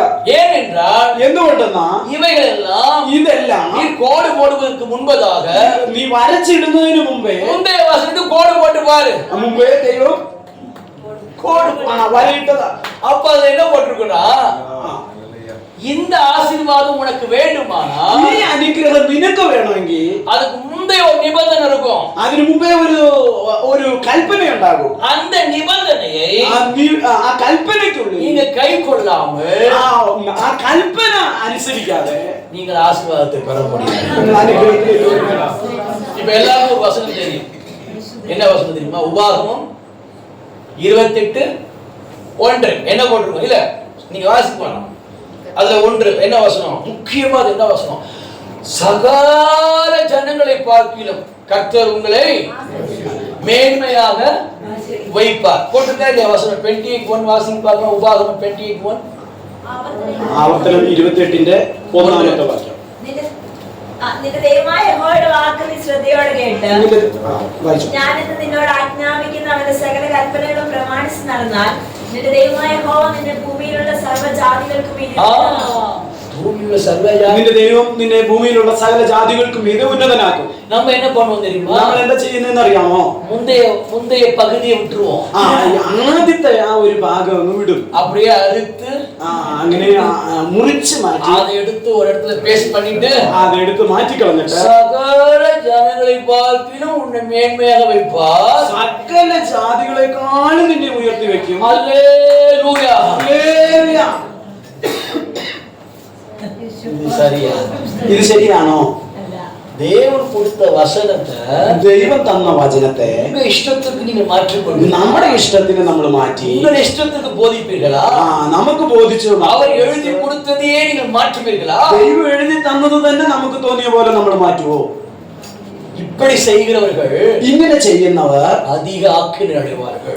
അവർ അഗ്നി നരകത്തിന് യോഗ്യരാണ്. இங்கு சொல்லப்பட்ட தீர்க்க தரிசன வார்த்தைகளை ഇവിടെ ദൈവത്തിന്റെ വചനത്തിൽ പറഞ്ഞിരിക്കുന്ന யாரெல்லாம் தவறுதலாய் போதிக்கிறார்களோ, പ്രവചനത്തെ നമ്മൾ മാറ്റിക്കളയും. யாரெல்லாம் சுயமாய் போதிக்கிறார்களோ, ആരൊക്കെ അതിനെ സ്വയമായിട്ട് മാറ്റിക്കളയും, யாரெல்லாம் ஒரு ஆதாயத்துக்காக போதிக்கிறார்களோ, ആരൊക്കെ അതൊരു ലാഭം ഉണ്ടാക്കാൻ വേണ്ടി ഉപയോഗിക്കുന്നു, தேவன் அவர்களை ஆக்கினைக்குள்ளாக தீர்ப்பார். ദൈവം അവരെ അഗ്നി നരകത്തിൽ ஹல்லேலூயா. ஆகவே நீங்கள் ரொம்ப ஜாக்கிரதையா இருக்க வேண்டும். ആകയാൽ നമ്മൾ വളരെ ശ്രദ്ധയോടെ ആയിരിക്കണം. இங்க அமர்ந்திருக்க அத்தனை பேரும், ഇവിടെ ഇരിക്കുന്ന എല്ലാവരും உங்க கையில் உள்ள வேத புத்தகம் உண்டு. നിങ്ങളുടെ കയ്യിൽ വേദപുസ്തകം ഇരിപ്പുണ്ട്. நிறைய വിശ്വാസികൾ, നമ്മളെല്ലാം വിശ്വാസികൾ வேதத்தை வாசிப்பதே சபையில் தான். അധികം വിശ്വാസികൾ ഇന്ന് ബൈബിൾ വായിക്കുന്നത് സഭയ്ക്കകത്താണ്, வீட்டில் அல்ல. വീട്ടിൽ വായിക്കുന്നതില്ല. ஏனென்றால் வீட்டிலே பிசாசு இருக்கிறதா. എന്താന്ന് വെച്ചാൽ വീട്ടിൽ പിശാചുണ്ട്. யார் அந்த பிசாசு என்று கேட்டால், ആരാണ് പിശാച് എന്ന് ചോദിച്ചു, புருஷன் சொல்லுகிறார், ഭാര്യ പറയുന്നു ஏன் கொண்டாடிதான். ഭർത്താവ് പറയുന്നു എന്റെ ഭാര്യയാണ്. ஏன் மனைவி சொல்லுது, மனைவி சொல்லுது. ഭാര്യ പറയുന്നു யார் பிசாசு என்றால், ആരാ പിശാച് എന്ന് ചോദിച്ചു, ஏன் புருஷன் தான். എന്റെ ഭർത്താവാന്ന് പറയുന്നു. சில பேர் சொல்றான், பாஸ்டர், ചില ആളുകൾ പറയുന്നു, പാസ്റ്റർ எப்ப வேதத்தை எடுத்தாலும் എപ്പോ ദൈവവചനം എന്റെ കൈ കൊണ്ട് എടുക്കും கரெக்டா பிசாசு மாதிரி என் புருஷன் வரான். കറക്റ്റായിട്ട് പിശാച് പോലെ എന്റെ டிவி ഭർത്താവ് பார்க்கும் போது வர மாட்டான். ഞാൻ டிவி ടി വി കണ്ടോണ്ടിരുന്നാ വരത്തില്ല. நான் குழம்பி சாரம் செய்யும் போது வரமாட்டான். ഞാൻ പാചകം ചെയ്തുകൊണ്ടിരിക്കുമ്പോഴും വരത്തില്ല. நான் ஊறுகாதை பேசும்போது வரமாட்டான். ഞാൻ അച്ചാർ ഇട്ടോണ്ടിരുന്നാലും വരത്തില്ല. நான் நல்லா உறங்கும் போது வரமாட்டான். ഞാൻ നാട്ടിലെ കഥകളൊക്കെ പറഞ്ഞാണ്ടിരുന്നാലും വരത്തില്ല. நல்ல தூங்கும் போது ഞാൻ നന്നായിട്ട് ഉറങ്ങുമ്പോഴും வரமாட்டான். വരത്തില്ല. ஆனால் வேதத்தை பிரிக்கும் பொழுது എന്നാൽ ഞാൻ ബൈബിൾ തുറന്ന அவன் வந்து நிற்பான். അപ്പൊ തന്നെ മുമ്പിൽ அப்ப പ്രത്യക്ഷപ്പെടും. யாரு பாஸ்டர்? அவர் யார் பாஸ்டர்? അവരാരാ പാസ്റ്റർ? நான் சொன்னேன், ഞാൻ പറഞ്ഞു அவர் உங்க புருஷன் தான். பின்ன பிசாசு சொல்ல முடியும்? கட்டண புருஷனை போய் பிசாசு சொல்லலாம்? വിവാഹം കഴിച്ചിരിക്കുന്ന ഹസ്ബൻഡിനെ പോയി പിശാച് എന്ന് പറയാൻ പറ്റുമോ? தெரியுமார்களே, സഹോദരിമാരെ, கல்யாணம் ஆனவர்களே, വിവാഹം കഴിഞ്ഞവരെ, இல்ல கல்யாணம் ஆக போகிறவர்களே, ഇനി കല്യാണത്തിലേക്ക് പ്രവേശിക്കാൻ പോകുന്നവരെ, தேவன் உங்களோடு இணைக்கிற புருஷன் ദൈവം നിങ്ങളോട് കൂട്ടിച്ചേർക്കുന്ന ഭർത്താവ് பிசாசு அல்ல, പിശാചല്ല, புருஷன் தான். അവര് നിങ്ങളുടെ ഭർത്താവാണ്. விசுவாசிகள் எல்லாம் அப்படிதான் சொல்லுவாங்க. ഇന്ന് അധികം വിശ്വാസികളും ഇങ്ങനെയാണ് പറയുന്നത്. பாஸ்டர்கிட்டயே சொல்றது, പാസ്റ്ററുടെ അടുത്ത് തന്നെ ഇങ്ങനെ പറയുന്നു, வைஃப் இருக்காங்க பாஸ்டர், എന്റെ ഭാര്യ ഉണ്ടല്ലോ പാസ്റ്ററെ, പിശാച്. ஓ அப்படியா? പാസ്റ്റർ പറയുന്നു, ഓ അങ്ങനെയാ, அந்த பேய் ரட்சிக்க பண்ணுமா? ആ പിശാച് രക്ഷിക്കപ്പെടണം. பேய் எப்படி ரட்சிக்கப்படும்? പിശാച് എങ്ങനെയാ രക്ഷിക്കപ്പെടുന്നത്? கொஞ்சம் நல்லா கவனிங்க. பேய் ரட்சிக்கப்படுமா? பேய் ரட்சிக்கப்படுமா? പിശാച് രക്ഷിക്കപ്പെടുവോ? ஒருவேளை பேய் ரட்சிக்கப்பட்டிருந்தால் എങ്ങനെയെങ്കിലും പിശാച് முதலாவது രക്ഷിക്കപ്പെടാതെ பேய் ஆகிய ആദ്യം പിശാചായ லூசிபர் ரட்சிக்கப்பட்டிருப்பான். ലൂസിഫർ രക്ഷിക്കപ്പെടും. நமக்கு எந்த தொந்தரவும் இல்ல, നമുക്ക് ഒരു പ്രശ്നവും വരത്തില്ല, எந்த பிரச்சனையும் இல்ல. ഒരു പ്രശ്നവും വരത്തില്ല. டம்ளர் விழுந்தாலும் பிசாசு கிடையாது, டம்ளர் விழுந்தாலும் பிசாசு கிடையாது, ഗ്ലാസിൽ വീണാലും പിശാചില്ല, அடிக்கு விழுந்தாலும் பிசாசு கிடையாது, തെന്നു വീണാലും പിശാചില്ല, எந்த தொடை வந்தாலும் பிசாசு கிடையாது. എന്ത് വിഷയം വന്നാലും പിശാച്. ஏன்னா பிசாசு ரட்சிக்கப்பட்டான். എന്താന്ന് പറഞ്ഞാൽ പിശാച് രക്ഷിക്കപ്പെട്ടു. அப்ப எப்படி சொல்லலாம்? என் மனைவி என் புருஷன் பேய், அந்த பேய் ரட்சிக்கப்படுவதற்காக ஜெபம் பண்ணுதான். എന്റെ ഭാര്യ പിശാച് അവള് രക്ഷിക്കപ്പെടാൻ വേണ്ടിട്ട് പ്രാർത്ഥിക്കണം. இங்க இருக்கிற மனைவிமார்களே, ഇവിടെ ഇരിക്കുന്ന ഭാര്യമാരെ, உங்கள் புருஷர்கள் இருப்பார்களானால், உங்கள் புருஷர்கள் இருப்பார்களானால் നിങ്ങളുടെ ഭർത്താവ് ഇവിടെ ഉണ്ടെങ്കിൽ தயவு செய்து அவரை பேய் என்று சொல்லாதீர்கள். ദയവായിട്ട് അവരെ പിശാച് എന്ന് പറയരുത്. அவர்கள் தெய்வீக புருஷர்கள். അവരുടെ ദൈവിക പുരുഷൻ. அவருக்காக கர்த்தரை நன்றி சொல்லணும். അവർക്ക് വേണ്ടി നിങ്ങൾ ദൈവത്തിന് നന്ദി പറയണം. പുരുഷന്മാർ, உங்களுக்கு ஒரு நல்ல மனைவியை தேவன் கொடுத்திருப்பார். നിങ്ങൾക്ക് ദൈവം ഒരു നല്ല ഭാര്യയെ തന്നു. அந்த மனைவியை ആ ഭാര്യയെ பேய் என்று சொல்லாதீர்கள், പിശാച് എന്ന് പറയരുത്, அவரை வெறுக்காதீர்கள். അവരെ വെറുക്കരുത്. எனக்கு கர்த்தர் கொடுத்த நல்ல மனைவி என்று சொல்லுங்க. എനിക്ക് ദൈവം തന്ന ഉത്തമ സഖി എന്ന് ഹല്ലേലൂയ. ഹല്ലേലൂയ. இது சொல்ற யாருக்கும் சந்தோஷம் வரல. ഞാൻ ഇത് പറഞ്ഞിട്ട് ആർക്കും ഒരു സന്തോഷം വന്നില്ലല്ലോ. ஒரே படுத்தமா എന്ത് ചെയ്യേണ്ടതെന്ന് അറിയാൻ പാടില്ല. என்ன பாஸ்டர் நீ வேற. എന്താ പാസ്റ്റർ ഇങ്ങനെയൊക്കെ പറയുന്നത്? நான் போய் கர்த்தர்கிட்ட சொல்லுவானா இவன் நல்ல புருஷனை கொடுத்தீர் என்று. ഞാൻ പോയി ദൈവത്തിന്റെ അടുത്ത് പറയും എനിക്ക് நல்ல மனைவியை கொடுத்தீர் என்று நான் சொல்ல முடியுமா? ഇല്ല, ഞാൻ ദൈവത്തിന്റെ അടുത്ത് പോയി എനിക്ക് പറയാൻ പറ്റുമോ? നല്ലൊരു കാര്യം അങ്ങനെയൊന്നും പറയാൻ പറ്റും. ரொம்ப കഷ്ടം. വളരെ കഷ്ടം. எங்க வீட்டுக்கு வந்து பாருங்க. എന്റെ വീട്ടിലൊന്ന് വന്ന് அப்பொழுது தெரியும். അപ്പോഴറിയാം പാസ്റ്റർ. ஆகவே இதை சொல்றதுக்கு உங்களுக்கு மகிழ்ச்சி இல்ல. അത്ര പറയാൻ நான் இவ்வளவு சொல்லி கொடுக்கணும் அப்படிங்க. ஏன்னா அவங்க சொல்ல முடியல. ഹല്ലേലൂയ. ഹല്ലേലൂയ. ஆகவே நம்முடைய வாழ்க்கை അതുകൊണ്ട് നമ്മുടെ ജീവിതം மாய்மாலத்தினால் நிறைந்திருக்க கூடாது. ഒരു അഭിനയമായി മാറരുത്. அல்லது உலகத்துக்கு ஒத்த வேஷத்தை தரித்தவர்களா இருக்க கூடாது. ലോകത്തിന്റെ മുമ്പിൽ വേഷധാരികളായിട്ട് നമ്മൾ ആകരുത്. பரிசுத்தவான்களை போல் நடிக்க கூடாது. വലിയ വിശുദ്ധനായിട്ട് അഭിനയിക്കരുത്.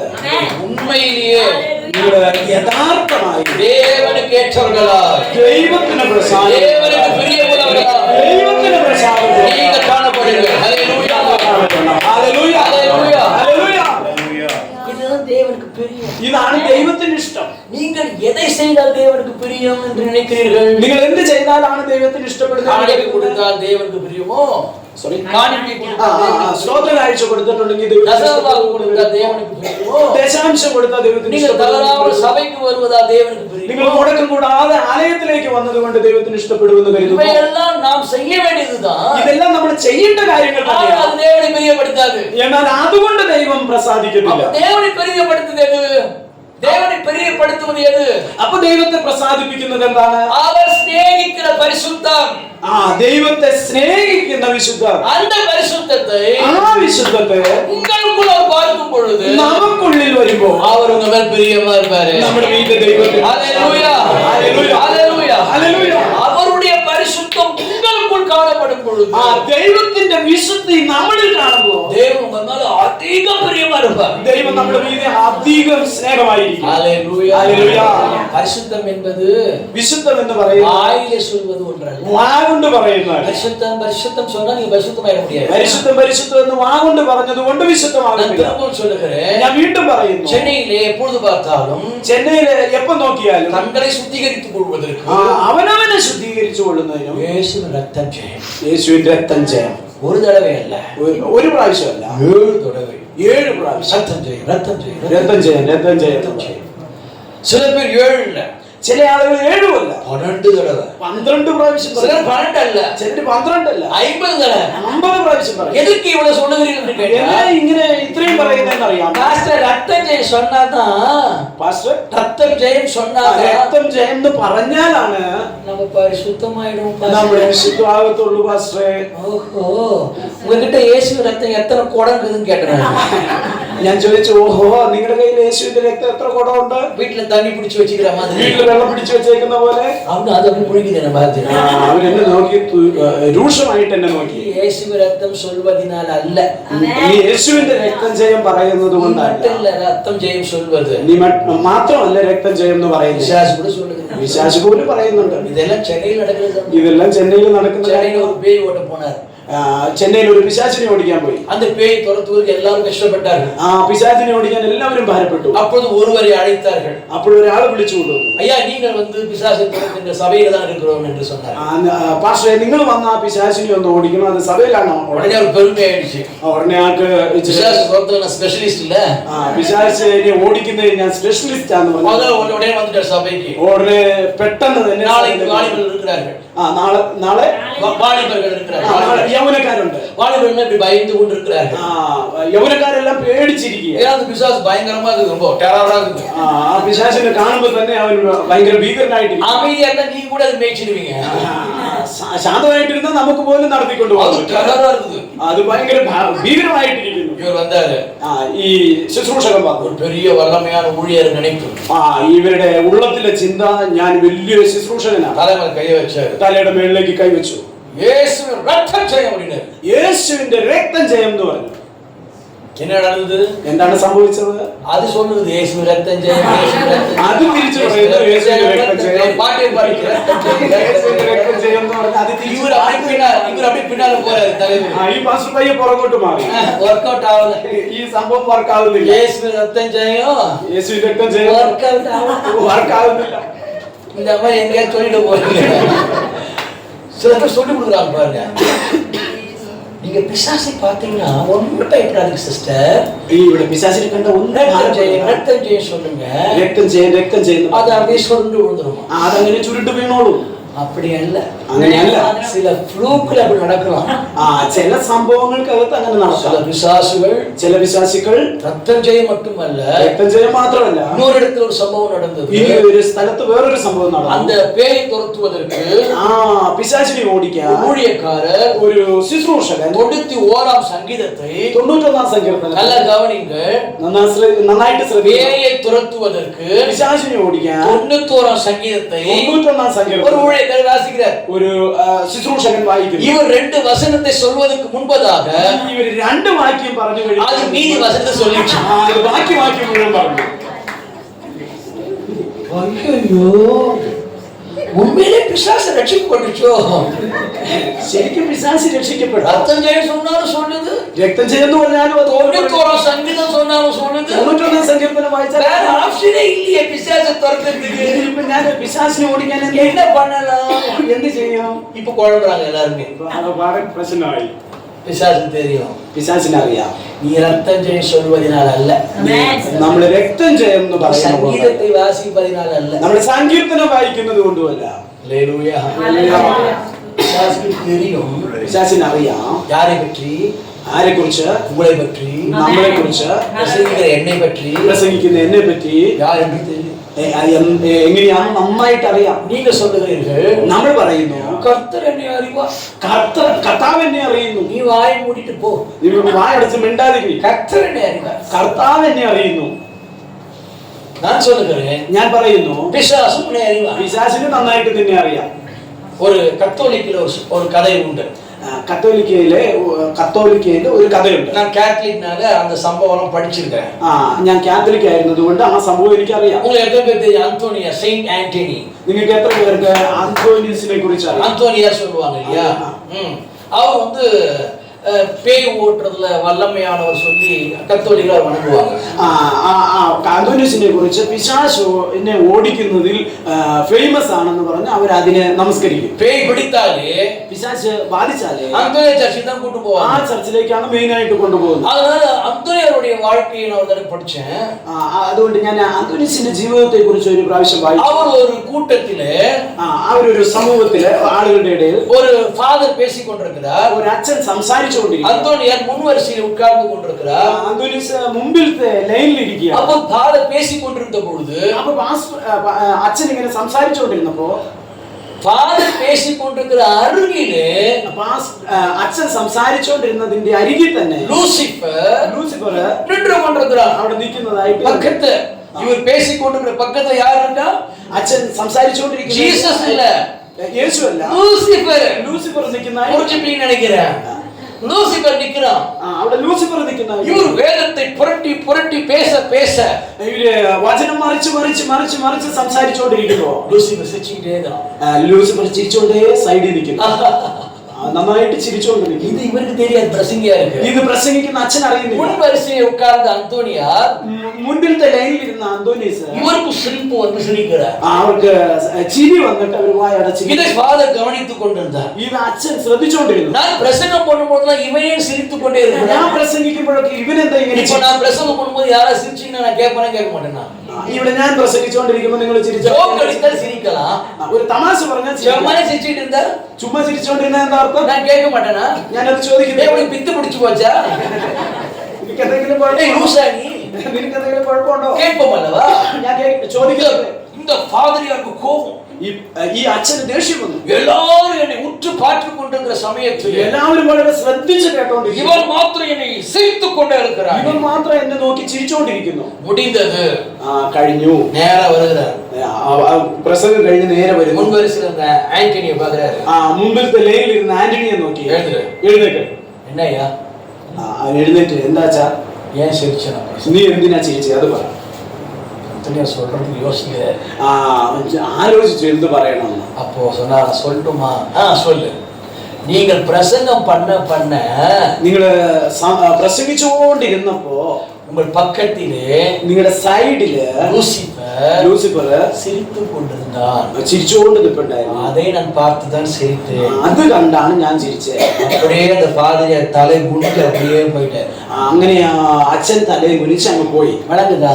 മനസ്സിലായോ? அப்படின்றால் என்ன? അതെന്താണ് അതിന്റെ അർത്ഥം? பொய்யை பிரசங்கித்துக் கொண்டிருந்தது. നുണ പ്രസംഗിച്ചുകൊണ്ടിരുന്നു. அதுக்குதான் சொல்ல வரேன். അതിനാണ് ഇത് പറഞ്ഞത്. பொய்யை பிரசங்கிக்கிற ஏராளமான ஊழியக்காரர்கள் வந்து விட்டார்கள். നുണ പ്രസംഗിക്കുന്ന ഒരുപാട് ശുശ്രൂഷകന്മാർ വന്നു. செழிப்பை பேசுகிற ஊழியக்காரர்கள் வந்து விட்டார்கள்.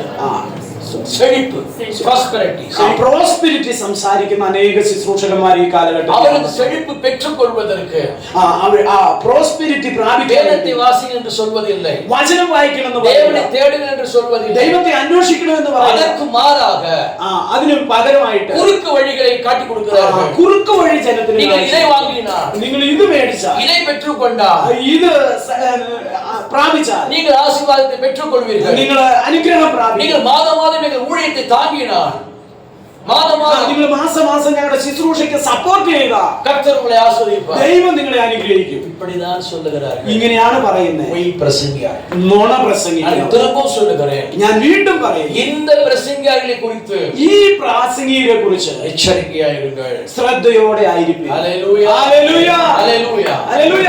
ஆகவே வேதத்தை நீங்கள் வாசிப்பதன் மூலமாக അത് തന്നെ നിങ്ങൾ വചനത്തെ വായിക്കുന്നത് മുഖാന്തരം நீங்கள் யாரை அறிந்து கொள்கிறீர்கள்? നിങ്ങൾ ആരെയാണ് അറിയുന്നത്? இயேசு கிறிஸ்துவை மாத்திரமே. യേശുവിനെ അറിയാം. ஹல்லேலூயா, ഹല്ലേലൂയ. நீங்கள் ആദിയാഗമത്തിലിருந்து നിങ്ങൾ ഉൽപ്പത്തി പുസ്തകത്തിൽ മുതൽ வெளிப்படுத்தின சுவிசேஷம் வரை വെളിപ്പാട് വരെയും இதில் உள்ள எல்லா வசனமும் ഇതിലുള്ള എല്ലാ വചനങ്ങളും யாரை காட்டி கொடுக்கிறது? ആരെയാണ് ഫോക്കസ് ചെയ്യുന്നത്? ஜீவன் உள்ள இயேசு கிறிஸ்துவை.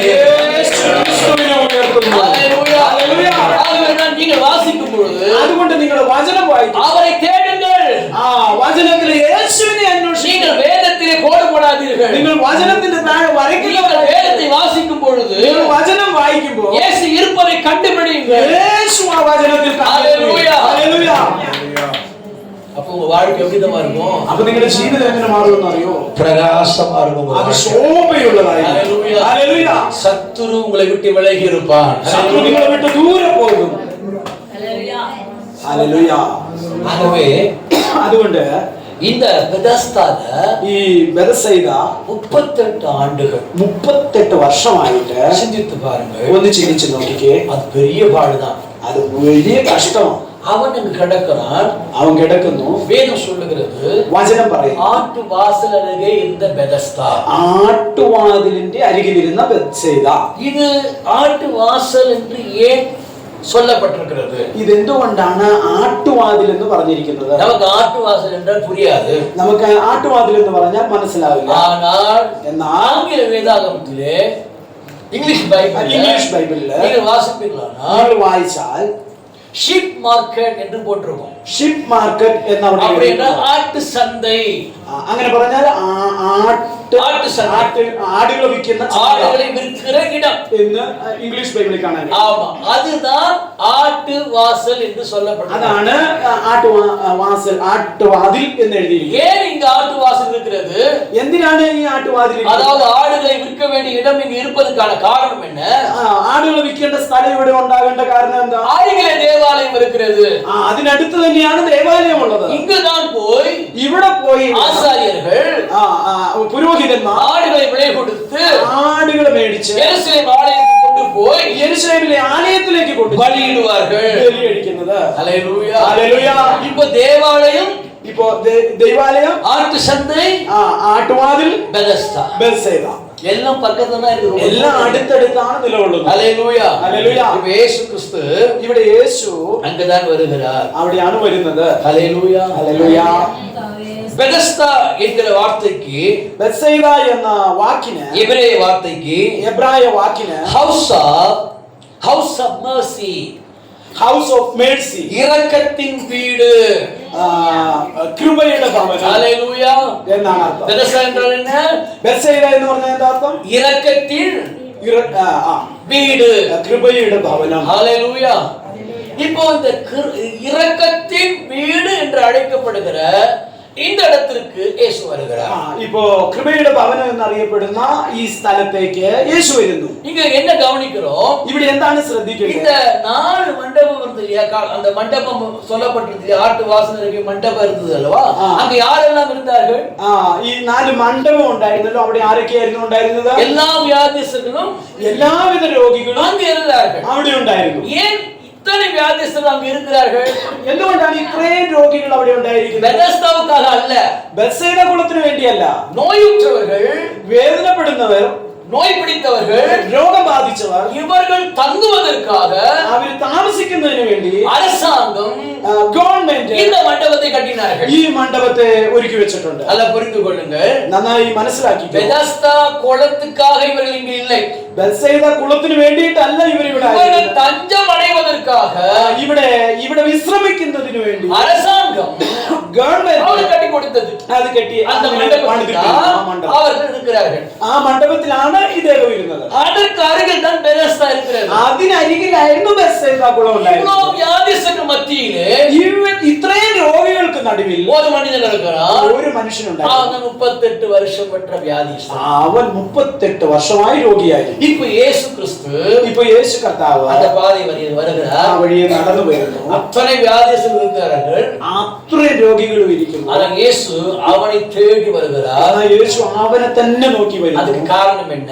അതിന് കാരണം എന്താ? வேதமே அதை தெளிவாக சொல்லுகிறது. വചനമേ അത് വ്യക്തമായി പറയുന്നു. அவன் வெகு நாளாய் வியாதிஸ்தன் என்று இயேசு அறிந்து, അവൻ വളരെ കാലമായി രോഗത്താൽ ഭാരപ്പെടുന്നു എന്ന് യേശു അറിഞ്ഞ്, ஹல்லேலூயா, அவருக்கு தெரியும் இயேசுக்கு ரொம்ப வருஷமா இந்த வியாதியில கிடக்கணும். യേശുവിനെ അറിയാം, അവൻ വളരെ നാളുകളായി ഈ രോഗത്തിൽ വേദനപ്പെട്ടുകൊണ്ടിരിക്കുന്നു. ஆண்டவர் ദൈവം உங்களுடைய வாழ்க்கையில் கூட നിങ്ങളുടെ ജീവിതത്തിൽ പോലും எத்தனை ஆண்டுகளாக பாடுபட்டு கொண்டிருக்கிறீர்கள், നിങ്ങൾ എത്ര നാളായി കഷ്ടത്തിലായിരിക്കുന്നു, எத்தனை ஆண்டுகளாய் தரித்திரத்தில் இருக்கிறீர்கள் என்பதை, നിങ്ങൾ എത്ര നാളായി ദാരിദ്ര്യം അനുഭവിക്കുന്നു, எத்தனை ஆண்டுகளாய் ஒருவருக்காக ஜெபித்துக் கொண்டிருக்கிறீர்கள் என்பதை, എത്ര വർഷമായി നിങ്ങൾ ഒരാൾക്ക് വേണ്ടി പ്രാർത്ഥിച്ചുകൊണ്ടിരിക്കുന്നു, எத்தனை ஆண்டுகளாக கண்ணீர் சிந்தி சிந்தி ஜெபிக்கிறீர்கள் என்பதை, എത്ര നാളുകളായി കരഞ്ഞു കരഞ്ഞു പ്രാർത്ഥിക്കുന്നു എന്നതിനെയും இயேசு கிறிஸ்து அறிவார். യേശു നന്നായി അറിയുന്നു. ஹல்லேலூயா, ஹல்லேலூயா. நீங்கள் தனிமையிலே அறையிலே புகுந்து நீங்கள் கண்ணீரோடு ஜெபிக்கிற ஜெபத்தை தேவன் பார்க்கிறார். നമ്മള് റൂമിന്റെ അകത്ത് ഒറ്റയ്ക്ക് കടന്ന് കണ്ണീരോടെ പ്രാർത്ഥിക്കുന്ന പ്രാർത്ഥന പോലും യേശു കാണുന്നു. கண்ணீர் ஒரு நாள் கண்ணீர் அல்ல, നിങ്ങളുടെ നിലവിളി ഒരു നാളത്തേതല്ല, பல ஆண்டுகளாக വർഷങ്ങളായി നിങ്ങൾ പ്രാർത്ഥിക്കുന്നു. ஹல்லேலூயா. ഹല്ലേലൂയ. ஒரு சகோதரி இருந்தார்கள் சென்னையிலே. ഒരു സഹോദരി ചെന്നൈയിലുണ്ടായിരുന്നു. கணவர் ஒரு குடிகாரன். അവളുടെ ഭർത്താവ് ഒരു കുടിക്കുന്ന அவன் മനുഷ്യനായിരുന്നു. குடித்து வந்தால் അവൻ കുടിച്ച ഭവനത്തിലേക്ക് വന്നു. முரட்டுத்தனமாய் அடிப்பான் அந்த பெண்ணை. വളരെ മോശമായി പെരുമാറുന്ന ഒരു സ്വഭാവം. அங்கே இங்கெல்லாம் காயங்கள் ஏற்படும். അവളുടെ ദേഹത്തെല്ലാം അദ്ദേഹം ഉപദ്രവിക്കും. என்ன அடித்தாலும் சரி, എത്ര ഉപദ്രവിച്ചാലും ശരി, அவன் கணவனுக்கு செய்ய வேண்டியதை செய்வார். അവള് ഭർത്താവിന് ചെയ്യേണ്ട കാര്യങ്ങളെല്ലാം ഭംഗിയായിട്ട്. சிலர் இருக்கிறார்கள், ചിലരുണ്ട് உன் சகவாசம் வேண்டாம் என்று ஓடி போய் விடுவார்கள். നിന്റെ കൂടെ ഒരു ജീവിതം വേണ്ടെന്ന് പറഞ്ഞ് ഓടിപ്പോകും. ஆமா, எனக்கு இயேசுதான் முக்கியம், ஓடி போயிடுவார்கள். എനിക്ക് യേശുവാണ് പ്രധാനപ്പെട്ടതെന്ന് ஆனா പറഞ്ഞ് இந்த பெண்மணி എന്നാൽ ഈ പെങ്കൊച്ച് அவ்வளவு அடி வாங்கினாலும், എത്ര ഉപദ്രവം സഹിച്ചാലും, எட்டி உதைத்தாலும், എത്ര അവളെ ചവിട്ടിയാലും, உருட்டை கட்டியில் அடைத்தாலும், എത്ര ഉരുട്ടിയിട്ടടിച്ചാലും அந்த அம்மா பொறுமையோடு இருக்கும். ആ സഹോദരി ക്ഷമയോടിരിക്കും. அதால் குடித்து விட்டு சாப்பிட்டு தூங்கி கொண்டிருப்பார். ആ ആള് മദ്യപിച്ചു വന്ന് ആഹാരവും കഴിച്ചിട്ട് കിടന്നുറങ്ങിക്കൊണ്ട് കിടക്കും. அந்த சகோதரி முழங்காலில் நின்று ஜெபிப்பார்கள். ആ സഹോദരി മുഴങ്കാൽ മടക്കി ഇരുന്ന് പ്രാർത്ഥിക്കും. ஆண்டவரே, ദൈവമേ, என் அன்பு கணவரை, എന്റെ നല്ല ഭർത്താവിനെ, note the point. என்ன கணவரை வாய வரணும்ல, வர மாட்டேதே, பிசாசு வரவே അങ്ങനെ പിശാച് பிசாசுதான். അതിന് നമ്മൾ പിശാച്. வேற எதுவும் உங்க கணவரை பத்தி சொல்றீங்களா? மை டியர் ஹஸ்பண்ட் அப்படி சொல்லி നിങ്ങൾ ആരെങ്കിലും നിങ്ങളുടെ ഭർത്താവിനെ നോക്കി മൈ ഡിയർ ഹസ്ബൻഡ് എന്ന് പറഞ്ഞു யாராவது சொல்லியிருக்கலாம். ആരെങ്കിലുമൊക്കെ പറഞ്ഞിട്ടുണ്ടാവും. ചിലർ പറയത്തില്ല. ശരീരം കട്ടതുக்கு நான் பட்ட கஷ்டம். ഇവനെ കല്യാണം കഴിച്ചത് കൊണ്ട് ഞാൻ അനുഭവിക്കുന്ന കഷ്ടപ്പാട്. என்னத்தை பண்ற, அந்த பாஸ்டர் உதைக்கணும். പാസ്റ്ററിനെ ആദ്യം തൊഴിക്കണം. அந்த பாஸ்டர் நல்ல கணவன் நல்ல பெண்ணாக்கும் ആ சொன்னார். പാസ്റ്ററാണ് പറഞ്ഞത് നല്ല ആളാണെന്ന് പറഞ്ഞ് நம்பி தாலி கட்டினேன். അത് വിശ്വസിച്ച് ഞാനും കല്യാണം കഴിച്ചു. அது எனக்கு வீடு கட்டுகிறது.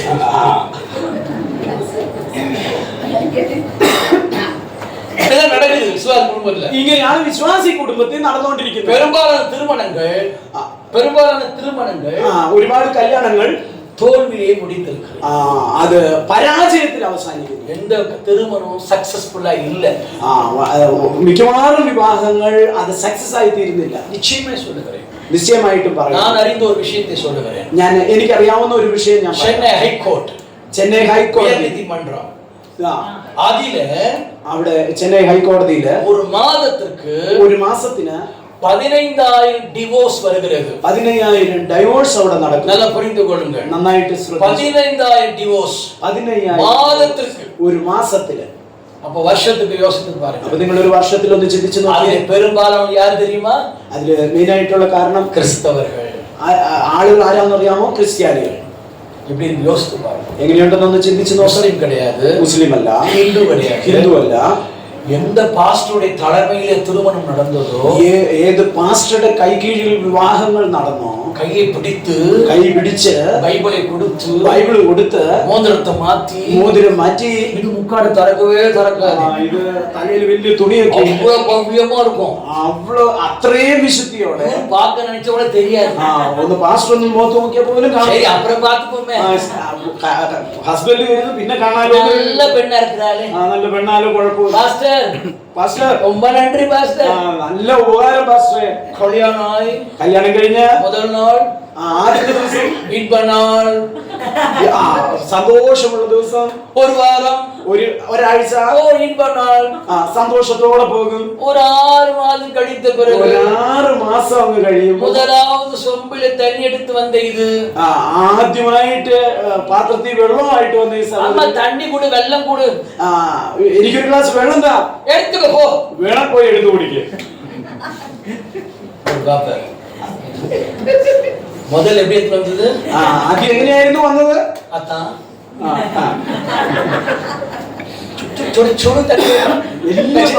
വലിയ ഭവ്യതയോടെ ആദ്യം വന്നതാ. என்ன தண்ணி அது பரவாயில்ல. ചൂടുവെള്ളമാണോ പച്ചവെള്ളമാണോ വേണ്ടത്? എന്തായാലും കുഴപ്പമില്ലെന്ന്. குழம்பு செஞ்சு நல்லா இருக்குதா? ഞാൻ ഉണ്ടാക്കിയ ആഹാരം കറി വെച്ചത് നന്നായിട്ടുണ്ട്. அமிர்தம் അമൃതം അമൃതം. സൂപ്പർ. ഇതുപോലൊന്നും ഞാൻ കഴിച്ചിട്ടില്ല. 6 മാസத்துக்கு அப்புறம் 6 മാസം കഴിഞ്ഞു. சனியில உப்பு போட்டியாடி, നീ കറിക്കകത്ത് ഉപ്പിട്ടോ? காரம் வருது. ഇത് എന്നാ എരിവാ? சரி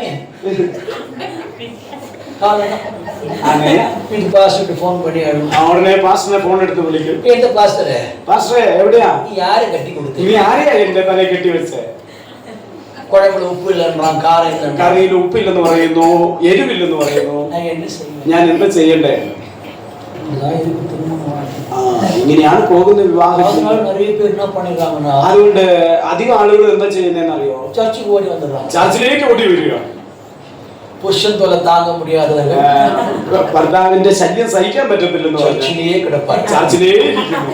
മனைவி தொலையை தாங்க முடியாதவர்கள், ഭാര്യയുടെ ശല്യം സഹിക്കാൻ പറ്റാത്തവർ ചർച്ചിലെ കൈ ഉയർത്തി ജപിച്ച് ചർച്ചിലേ എപ്പോഴും കൈയും പൊക്കി, ഓ എന്റെ കർത്താവേ എടുത്തുകൊണ്ട്, എന്റെ കർത്താവേ എന്നെ അങ്ങ് എടുത്തോണേ, ഇപ്പോൾ പെട്ടെന്നൊന്ന് വരണേ. ഭയങ്കര ആത്മനിർവൃതി പ്രാർത്ഥിച്ചുകൊണ്ടിരിക്കും. ഇവിടെയാണ് പരിശുദ്ധാത്മാവ് ഇറങ്ങുന്നത്. അകന്നിരിക്കുമ്പോഴാണ് പരിശുദ്ധാത്മാവ്, ചേർന്നിരുന്ന പരിശുദ്ധാത്മാവോട് വരില്ല. എന്റെ ജീവിതമോ എന്തൊരു ജീവിതമാണ്.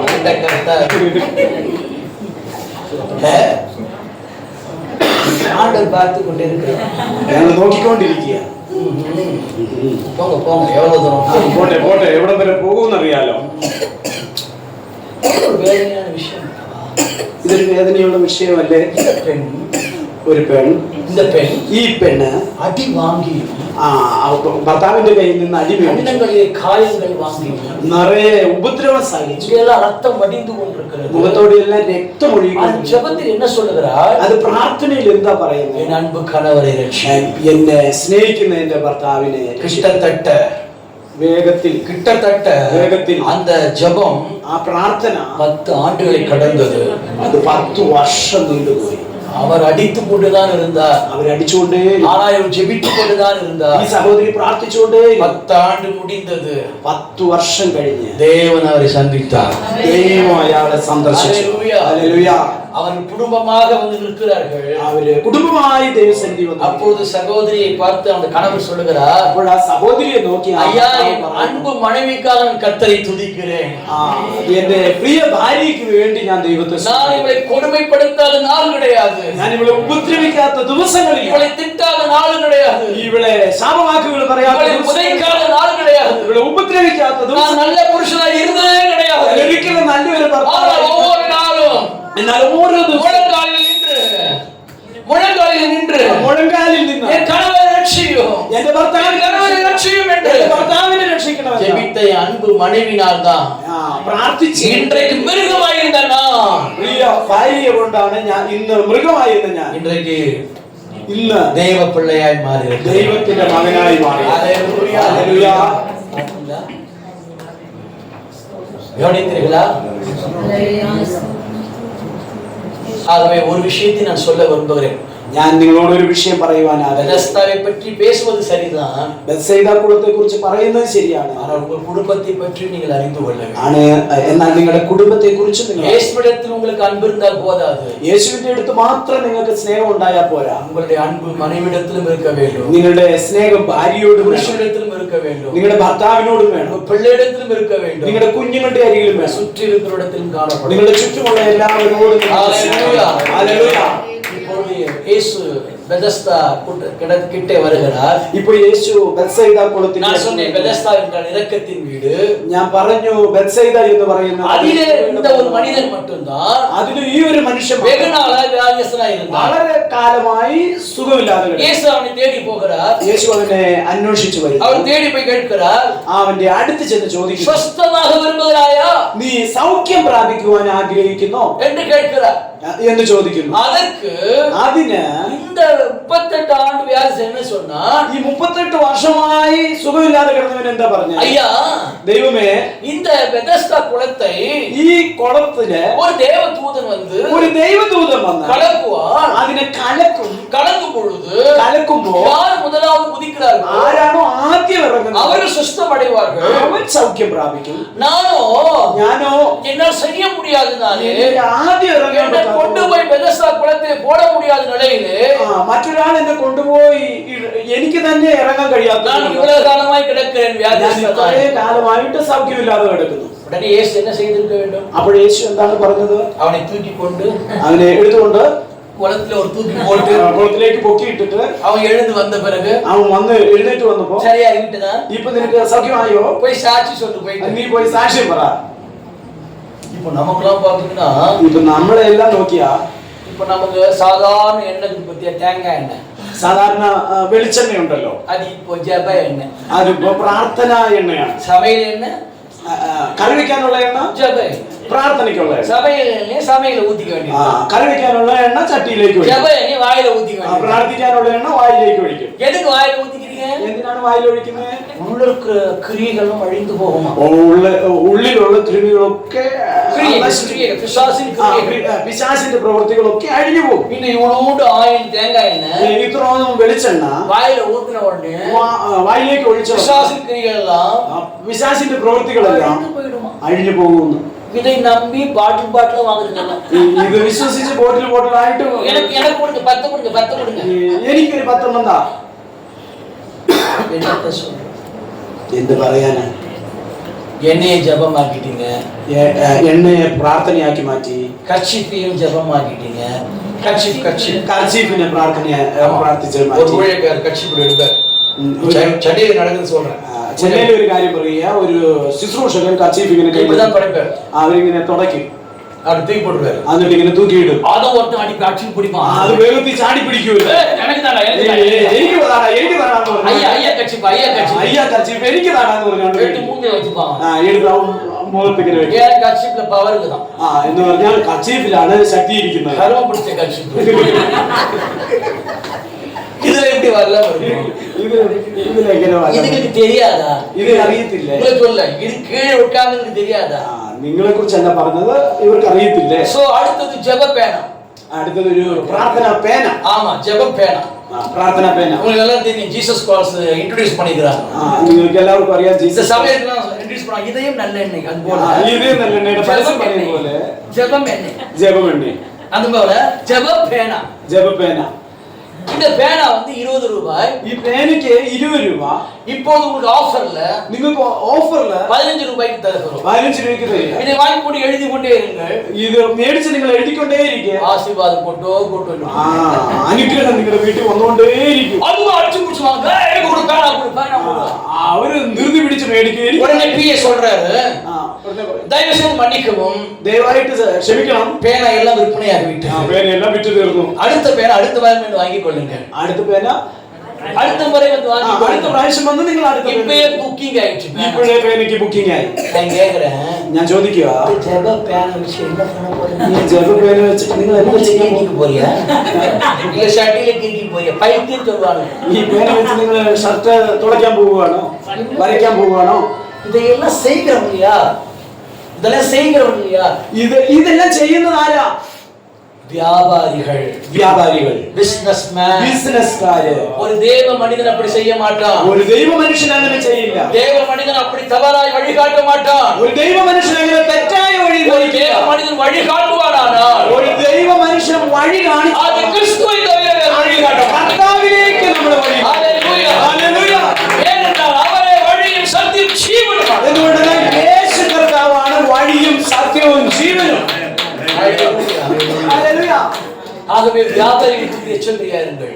അതുകൊണ്ട് വ്യാപാരികളുടെ കാര്യത്തിൽ നിങ്ങൾ கள்ள தீர்க்கதரிசிகளை குறித்து எச்சரிக்கையா இருங்கள். കള്ള പ്രവാചകന്മാരെ കുറിച്ച് നിങ്ങൾ கள்ள போதகரை குறித்து எச்சரிக்கையா இருங்கள். കള്ള ഉപദേശം പറയുന്നവരെ കുറിച്ച്, எழுத்தை பற்றி பேசுவதை குறித்து எச்சரிக்கையா இருங்கள். നുണ പറയുന്നവരെ കുറിച്ച് നിങ്ങൾ ശ്രദ്ധയുള്ളവരായിരിക്കും. அவர் பேசுகிற வார்த்தையை கேட்காதீர்கள். അവർ പറയുന്ന ഉപദേശത്തെ ശ്രദ്ധിക്കില്ലേ, நீங்க வஞ்சிக்கப்படுவீர்கள். നിങ്ങൾ വഞ്ചിക്കപ്പെട്ടു പോകും. எல்லா சூழலிலும் എല്ലാ പ്രശ്നത്തിലും அவரே நோக்கி பாருங்கள். ദൈവത്തിലേക്ക് നോക്കുക. ஜெபம் 5 நிமிடமா இருந்தாலும் பரவாயில்லை. നിങ്ങളുടെ പ്രാർത്ഥന 5 മിനിറ്റേ ഉള്ളെങ്കിലും 5 കുഴപ്പമില്ല. மணி நேரமா இருந்தாலும் பரவாயில்லை. 5 മണിക്കൂർ പ്രാർത്ഥിച്ചാലും കുഴപ്പമില്ല. அவரை நோக்கி பாருங்கள். നിങ്ങൾ കർത്താവിനെ നോക്കി പ്രാർത്ഥിക്കുക. நீங்கள் நம்புகிறது அவரால் வரும். നിങ്ങൾ വിശ്വസിക്കുന്നത് ദൈവത്തിൽ നിന്ന് നിങ്ങൾക്ക് ലഭിക്കും. ஹல்லேலூயா, ഹല്ലേലൂയ. ஹல்லேலூயா. ഹല്ലേലൂയ. இந்த வியாதிஸ்தனிட்ட இயேசு கேட்கிறாரு, ഈ രോഗിയായവനോട് യേശു ചോദിക്കുന്നു, சுஸ்தமடைய விரும்புகிறாயா? നീ സൗഖ്യം அதுக்கு പ്രാപിക്കാൻ அவன் என்ன சொல்லிருக்க வேண்டும்? മനസ്സുണ്ടോ? ஆமா ஆண்டவரே, അതിനവൻ എന്താ പറയണ്ടേ? அதற்காகத்தானே காத்திருக்கிறேன். ഞാൻ സൗഖ്യത്തിന് വേണ്ടിയല്ലേ ஆனால் കാത്തിരുന്നത്. அவன் அப்படி சொல்லவில்லை. എന്നാ അവൻ അങ്ങനെ പറഞ്ഞില്ല. அவன் நோக்கம் எல்லாம் അവന്റെ നോട്ടമെല്ലാം குளத்தின் மேலே. ആ കുളത്തിലേക്കാണ്. குளம் கலங்குதா பார்த்துட்டே കുളം എപ്പോഴാ കലങ്ങുന്നേന്ന് നോക്കിക്കൊണ്ടിരിക്കുക. குளத்துல அப்படி ஒரு கலகம் வந்துச்சுன்னா, അങ്ങനെ അവിടെ ഒരു കലക്കം വന്നാ ஓ தேவதூதன் கலக்கிட்டு. ദൈവദൂതൻ വന്ന് കലക്കി. ஒரு விஷயத்தை நான் சொல்லி கொடுக்கிறேன். ഒരു വിഷയം ഞാൻ നിങ്ങളോട് പറയാൻ இந்த ആഗ്രഹിക്കുന്നു. இடத்துல இவன் சொன்னதான இந்த கதை, ഈ സ്ഥലത്ത് ഇവൻ പറഞ്ഞതായ ഈ കാര്യം, இது யூதருடைய பாரம்பரிய மூட நம்பிக்கையாகும். ഇത് യഹൂദന്റെ പാരമ്പര്യമായിട്ടുള്ള മൂഢവിശ്വാസം. யூதருடைய மூட நம்பிக்கை பெருசா போகும். യഹൂദന്മാരുടെ അന്ധവിശ്വാസം വളരെ വലുതാണ്. உலகத்திலேயே ലോകത്തിലെ மூட நம்பிக்கையிலே അന്ധവിശ്വാസം ரொம்ப சிறந்தவர்கள் ഏറ്റവും കൂടിയ யூதர்கள், യഹൂദന്മാർ, இந்தியர்கள். ഇന്ത്യക്കാർ. இவர்கள் தான் மூட நம்பிக்கை பிரியர்கள். ഇവരാണ് ഏറ്റവും കൂടുതൽ ഈ അന്ധവിശ്വാസം, ஐதீகத்தை நம்புவர்கள். ഈ ഐതിഹ്യത്തിൽ വിശ്വസിക്കുന്നത്. ஆகவே யூதர்களும் அந்த வரிசையில் இருக்கிறார்கள். അതുകൊണ്ട് യഹൂദന്മാരും ആ ഗണത്തിൽപ്പെട്ടവരാണ്. அப்ப அந்த யூதருடைய நம்பிக்கை என்ன? എന്നാൽ യഹൂദന്റെ വിശ്വാസം എന്താണ്? இந்த குளத்திலே ഈ കുളത്തില് தேவதூதன் இறங்கி வருவார். ദൈവദൂതൻ ഇറങ്ങി വരും. அவர் தன் கைகளினாலே അവൻ തന്റെ കൈ അവിടെ കഴുകിയ தண்ணியை கலக்கி விடுவார். വെള്ളത്തെ കലക്കി വിട്ടാൽ அது தண்ணியை கலங்கும் பொழுது ആ വെള്ളം കലങ്ങുമ്പോ இந்த மண்டபத்தில் கிடக்கிற நோயுற்றவர்கள் ഈ எல்லாம் മണ്ഡപത്തിൽ കിടക്കുന്ന രോഗികളെല്ലാം ஓடி போய் குதித்தால் ഓടിച്ചെന്ന് ആ വെള്ളത്തിലേക്ക് ഇറങ്ങിയാൽ அவர்கள் திரும்பி வரும்போது சுகமடைந்து வருவார்கள். അവർ തിരിച്ചു വരുമ്പോൾ സൗഖ്യം പ്രാപിച്ച് മടങ്ങി വരും. இதுதான் மூட நம்பிக்கை. ഇതാണ് അവരുടെ അന്ധവിശ്വാസം. நான் கேட்கிறேன், ഞാൻ നിങ്ങളോട് ചോദിക്കുന്നു, தண்ணி சுகமாக்கும் கூடியதாக இருந்தால் ആ വെള്ളം സൗഖ്യം നൽകാൻ കഴിവുള്ളതായിരുന്നു அவர்களுக்கு இத்தனை வியாதிஸ்தர்கள் குணமடைந்திருப்பார்கள். അവിടെ ഇരിക്കുന്ന എത്ര രോഗികൾ സൗഖ്യമായിട്ടുണ്ടാവും. என்ன விஷயம்னா, അവിടെ എന്താണ് വിഷയം എന്ന് പറഞ്ഞാൽ மூட நம்பிக்கை അന്ധവിശ്വാസം தனக்கு முன்பாக இருக்கிற തന്റെ മുമ്പിലുള്ള இயேசுவை மறைத்து விட்டது. യേശുവിനെ അവന്റെ മുമ്പിൽ മറച്ചു വെച്ചു. நான் சொன்னேன் பெதஸ்தா என்றால் ഞാൻ പറഞ്ഞു ബെത്സൈദ എന്ന് இரக்கத்தின் പറഞ്ഞാൽ வீடு, കൃപയുടെ ഭവനം. இரக்கத்தின் தேவனே வந்து நிற்கிறார். കൃപയുടെ ദൈവമേ അവന്റെ മുമ്പിൽ. ஹல்லேலூயா. ഹല്ലേലൂയ. அப்போ இரக்கத்தின் வீடு விட അപ്പോ കൃപയുടെ ഭവനം എന്ന് പറയുന്ന ഈ ബെത്സയിദ കുളത്തേക്കാൾ இரக்கத்தின் தேவன் வந்து நிக்கிறாரு. കരുണ കാണിക്കുന്ന ദൈവമേ அவரே சொல்றாரு, അവരെ ആ ദൈവമേ நான் உன்னை சுத்தமாக்குகிறேன். ഞാൻ നിന്നെ സൗഖ്യമാക്കും. ஹalleluya. ഹല്ലേലൂയ. நான் உங்களை பார்த்து கேட்கிறேன், ഞാൻ നിങ്ങളെ നോക്കി ചോദിക്കുക, நீங்களா என்றைக்காவது നിങ്ങൾ എപ്പോഴെങ്കിലും இயேசு என்னை குணமாக்குவார் என்று சொல்லி യേശു എന്നെ സൗഖ്യമാക്കുമെന്ന് ജപിത്ത് പ്രാർത്ഥിച്ച് நீங்கள் அமைதியா இருந்ததுண்டா? നിങ്ങൾ ശാന്തമായിട്ട് ഇരുന്നിട്ടുണ്ടോ? அப்படி நீங்க இருக்க மாட்டீர்கள். അങ്ങനെ നിങ്ങൾ ഇരിക്കത്തില്ല. யாராவது ஒரு ஊழியர்கள் சொல்வார்கள், ആരെങ്കിലും ഒരു പാസ്റ്റർ പറയും, சுகமளிக்கும் ஆராதனை, സൗഖ്യമാക്കുന്ന சுகமளிக்கும் கூட்டங்கள், സൗഖ്യമാക്കുന്ന திரண்டு வாருங்கள், കൂട്ടങ്ങൾ, வியாதியஸ்தர்கள் ஜெபிக்கப்படும். നിങ്ങൾ രോഗികൾക്ക് വേണ്ടി പ്രാർത്ഥിക്കും. எல்லாம் ஓடு பஸ்ஸை பிடித்து கொண்டு എല്ലാവരും ബസ്സും വണ്ടിയും വിളിച്ച് ഓടി വരും. அங்கே உட்கார். അവിടെ വന്നിരിക്കും. அவர் சொல்லுவார், അവർ പറയും, இந்த நோய் போகிறது, இந்த நோய் போகிறது, ഈ വേദന പോകുന്നു, அந்த நோய் போகிறது, ആ രോഗത്തിന്റെ സൗഖ്യം இந்த பேய் போகிறது, ഈ പിശാച് ഓടി இப்படி പോകുന്നു, நடக்கிறது, ഇപ്പൊ ഇങ്ങനെ നടക്കുന്നു, கட்டி மறைகிறது, ഇവിടെ கட்டி கட்டி മുഴ മാറിപ്പോകുന്നു, அது கேன்சர் மறைகிறது, ക്യാൻസർ ഓടിപ്പോകുന്നു, எய்ட்ஸ் மறைகிறது, യേശു വരുന്നു, கர்த்தர் செய்து கொண்டிருக்கிறார். ദൈവം ചിലത് ചെയ്തോണ്ടിരിക്കുക. ஒண்ணு மாட்டோம். അവിടെ നമ്മളെല്ലാം തുള്ളി അങ്ങ് ആരാധിക്കും. போகும்போது தான் தெரியும் ஏதும் கரையில மாதிரி ആ, വീട്ടിലേക്ക് പോകുമ്പോഴേ അറിയത്തുള്ളൂ യാതൊന്നും സംഭവിച്ചിട്ടില്ലെന്ന്. വേദനയോടെ പോയി അത് ഇപ്പോഴും അവിടെ തന്നെ ഉണ്ടല്ലോ.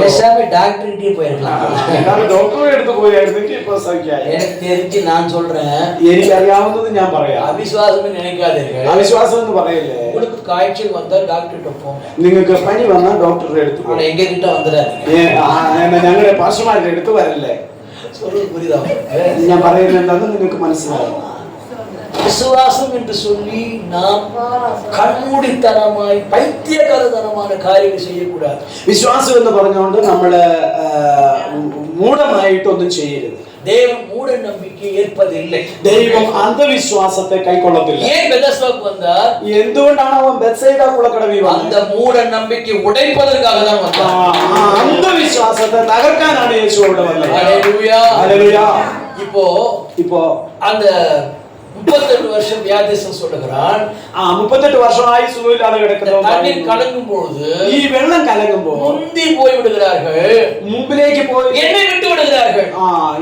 ഞാൻ അവിടെ ചെല്ലുമ്പോഴത്തേക്കും എനിക്ക് സൗഖ്യമാകാൻ കഴിയുന്നില്ല. என்னை யாரும் கண்டுகொள்வதில்லை. എന്നെ ആരും ശ്രദ്ധിക്കുന്നില്ല. உடனே இயேசு என்ன சொன்னார்? അപ്പോൾ യേശു എന്താണ് പറഞ്ഞത്? அப்படியா? അങ്ങനെയാണോ? உன்னை குளத்தில் தூக்கி போட வேண்டுமா? നിന്നെ കുളത്തിൽ പൊക്കിയിടണോ? போட்டா நல்லா இருவியா? അങ്ങനെ എടുത്തിട്ട് നീ സൗഖ്യം പ്രാപിക്കുമോ? ஜெப எண்ணெய் தடவை சுகமாயிருவியா?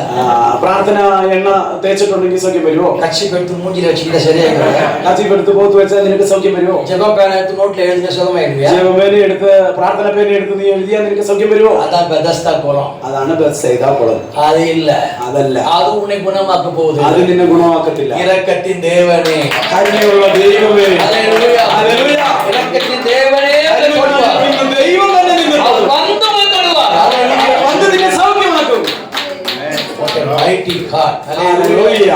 ஹல்லேலூயா. ആമേൻ. இன்றைக்கு நாம் அவரை பற்றி பேசுவதில் ரொம்ப மகிழ்ச்சி அடைகிறோம். ഇന്ന് നാം ആ കർത്താവിനെ കുറിച്ച് സംസാരിക്കുന്നത് വളരെ സന്തോഷിക്കുന്നു. நிறைய பிரசங்கிமார்கள் ഒരുപാട് പ്രസംഗിക്കുന്നവർ தாவீதை பற்றி பேசுகிறார்கள், ദാവീദിനെ പറ്റി പറയുന്നു, எலியாவை பற்றி பேசுகிறார்கள், ഏലിയാവിനെ പറ്റി പ്രസംഗിക്കുന്നു, தானியேலை பற்றி பேசுகிறார்கள், ദാനിയേലിനെ പറ്റി പ്രസംഗിക്കുന്നു, எஸ்தரை பற்றி பேசுகிறார்கள், എസ്തേറിനെ കുറിച്ച് പറയുന്നു, ஆபிரகாம், ஈசாக்கு, யாக்கோபை பற்றி അബ്രഹാം, பேசுகிறார்கள். ഇസ്ഹാക്ക്, യാക്കോബിനെ കുറിച്ച് ഒക്കെ ஆனா പ്രസംഗിക്കുന്നു. வேதத்தின் கதாநாயகனாகிய എന്നാൽ വചനത്തിലെ മെയിൻ ആളാണ് இயேசுவை பற்றி பேசுவதே கிடையாது. യേശുവിനെ കുറിച്ച് ஆனால் நான் இன்றைக்கு மகிழ்ச்சி அடைகிறேன். എന്നാൽ ഞാൻ ഇന്ന് സന്തോഷിക്കുന്നു. நான் அவரை பற்றி பேசுவேன். ഞാൻ ആ യേശുവിനെ நான் കുറിച്ച് இயேசு സംസാരിക്കുന്നു. கிறிஸ்துவை பற்றி ഞാൻ பேசுவேன். യേശുവിനെ ഉയർത്തി സംസാരിക്കുന്നു. ஹல்லேலூயா. ഹല്ലേലൂയ. அவரே ഹല്ലേലൂയ. எல்லாரும் சிறந்தவர். അവനാണ് എല്ലാവരിലും വലിയ. அவர் யோனாவில் பெரியவர். അവൻ യോനയെക്കാൾ വലിയ. அவர் சாலമോனில் பெரியவர். അവൻ ശലോമോനിലും വലിയ. அவர் தேவாலயத்தில் பெரியவர். അവൻ ദേവാലയത്തിലും വലിയ. அவர் உலகத்தில் இருக்கிறவரில் பெரியவர். അവൻ ലോകത്തിലേക്ക് ഏറ്റവും വലിയവൻ. ஹல்லேலூயா. ഹല്ലേലൂയ. இந்த உங்க விசுவாசம் அவர் மேல் இருக்கட்டும். ഇത് നിങ്ങളുടെ വിശ്വാസമായിട്ടിരിക്കുന്നു. உங்கள் நம்பிக்கை அவர் மேல் இருக்கட்டும். നിങ്ങളുടെ വിശ്വാസം കർത്താവിലേക്ക്. வியாதியஸ்தன் செய்த தவறை நீங்கள் செய்யாதீர்கள். ഈ രോഗി ചെയ്തതായ തെറ്റ് നിങ്ങൾ ചെയ്യരുത്. அவர் கண்கள் குளத்தை நோக்கி இருந்தது. അവൻ കുളത്തെ നോക്കിക്കൊണ്ടിരിക്കുന്നു. எப்போது கடகம் என்று பார்த்து கொண்டிருக்கிறார். എപ്പോഴാ കുളം കലകുമെന്ന് அதுபோல നോക്കി. நீங்களும் അതുപോലെ നിങ്ങളും எந்த டிவி பிரசங்கியால் ஜெபித்தால் என்னுடைய வியாதி போகும் என்று பார்த்து கொண்டிருக்காதீர்கள். ഏത് ജീവി പ്രസംഗിയായ എന്റെ വിഷയത്തിന് പരിഹാരം തരുന്നു எந்த கூட்டத்துக்கு போனால் என்னை நோயை தேவன் குணமாக்குவார்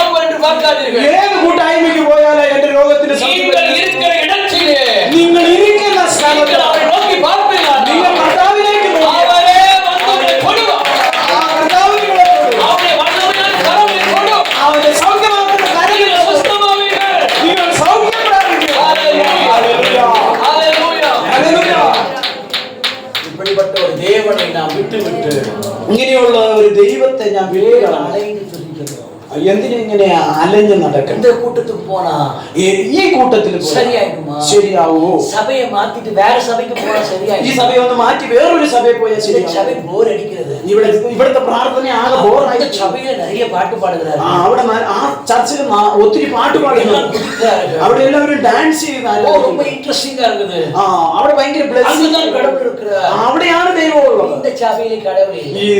ഈ ചർച്ചിന്റെ അകത്ത് ദൈവം. இந்த பாஸ்டர் என்ன சொல்றாரு? ഈ പാസ്റ്റർ എന്നാ പറഞ്ഞു? ஜோத்திரம் போடு, ஜோத்திரம் போடு. സ്തോത്രം പറയും, സ്തോത്രം പറയും. ஜோத்திரத்தை போட்டு என்ன பண்றது? സ്തോത്രം പറഞ്ഞിട്ട് ഇപ്പൊ എന്ത് കിട്ടാൻ? ஒண்ணும் நடக்கல. ഒന്നും നടക്കുന്നില്ല. അങ്ങനെ അങ്ങ് പോയിക്കൊണ്ടിരിക്കും. பழைய பாட்டையே பாடுகிறார். അപ്പൊ പഴയ പാട്ട് ஒரு പാടിക്കൊണ്ടിരിക്കും. புது பாட்டு பாட மாட்டேன். ഒരു പുതിയ പാട്ട് പോലും പാടുന്നില്ല. அங்க பாடுறாங்க.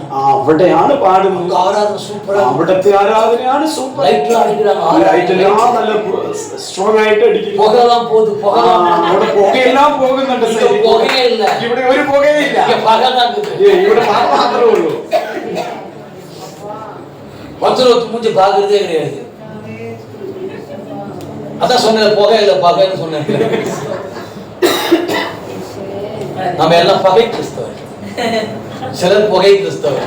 നമ്മളെല്ലാം പകയുള്ള ക്രിസ്ത്യാനികളാ, ചിലര് പുക ക്രിസ്ത്യാനികളാ. ஹல்லேலூயா, ഹല്ലേലൂയ. இந்த கடைசி காலத்துல ഈ അവസാന നാളുകളിൽ உன்னதமான தேவனை அறிந்து கொள்ளுங்கள். ഉയർന്ന ഉന്നതനായ ദൈവത്തെ അറിയുക. வாழ்நாள் இருக்கும் வரைக்கும் നിങ്ങളുടെ ജീവിതകാലം മുഴുവനും ருசி பாருங்கள். അവനെ നല്ലവനെന്ന് രുചിച്ചറിയുക. ருசிச்சுட்டே இருங்க இயேசுவை. ஹல்லேலூயா. ഹല്ലേലൂയ. ஒரு நாள் அவர் வருவார். ഒരു ദിവസം യേശു വരും. இல்லை நாம் മരണത്തിലാவது அவரை சந்திப்போம். ഇല്ലെങ്കിൽ നാം മരണത്തിലൂടെയെങ്കിലും യേശുവിനെ കാണും. அப்போ அவரோடு நாம் இருப்போம். അപ്പോൾ യേശുവിനോട് നാം ചേർന്ന് எப்படி இருப்போம்? எப்படி இருப்போமா? എങ്ങനെ ഇരിക്കുന്നു? அவரை போல இருப்போம். നാം യേശുവിനെ പോലെ നാം ഹല്ലേലൂയ. ഹല്ലേലൂയ. அப்போஸ்தலனாகிய பவுல் சொல்வார், അപ്പോസ്തലനായ പൗലോസ് പറയുന്നു, நாம் இப்போது இப்படி இருக்கிறோம், ഇപ്പൊ നാം ഇങ്ങനെ ഇരിക്കുന്നു. அப்பொழுது അപ്പോൾ இயேசுவோடு கூட இருக்கும் பொழுது യേശുവിനോട് കൂടെ ഇരിക്കുമ്പോൾ எவ்விதமாய் இருப்போம் என்று എങ്ങനെ ഇരിക്കുമെന്ന് தெரியாது, അറിയില്ല. ஹல்லேலூயா. ഹല്ലേലൂയ. நம்ம எல்லாம் அவரை போலவே இருப்போமா? നമ്മളെല്ലാവരും അവനെ പോലെയാകും. சந்தோஷம் வரலையே. ആരുടെ മുഖത്ത് ഒരു സന്തോഷമില്ലല്ലോ. அவர் மாதிரி இந்த என்ன ஆகும்? சோறு கிடைக்குமா? അവിടെ ചെന്ന ചോറ് കിട്ടുമോ? காசு கிடைக்குமா? പൈസ കിട്ടുമോ? அதை விட்டு அவரை மாதிரி അതൊന്നും ഇല്ലാതെ പിന്നെ അവരെ പോലെ ഇരിക്കുമെന്ന് പറഞ്ഞ உண்மையான விசுவாசியம் ഒരു യഥാർത്ഥ വിശ്വാസം, உண்மையான தேவனுடைய ஊழியத்தினுடைய வாஞ்சை ഒരു യഥാർത്ഥ ശുശ്രൂഷകന്റെ ലക്ഷ്യം அவரை போல இருக்க வேண்டும் என்பதை விருப்பம். അവരെ പോലെ എനിക്ക് ആയിത്തീരണം. ஹல்லேலூயா. ഹല്ലേലൂയ. எங்களுடைய பாஸ்டர் ஒருவர் இருக்கிறார் ഞങ്ങളുടെ ഒരു പാസ്റ്റർ ഉണ്ട് சென்னையிலே. ചെന്നൈയില് அப்போஸ்தல கிறிஸ்தவ சபை, അപ്പോസ്തല ക്രിസ്തവ സഭ பாஸ்டர் சாம் சுந்தரம். Pastor Sam Sundar. அவர்தான் ஒரு கிரேட்டஸ்ட் பாஸ்டர்.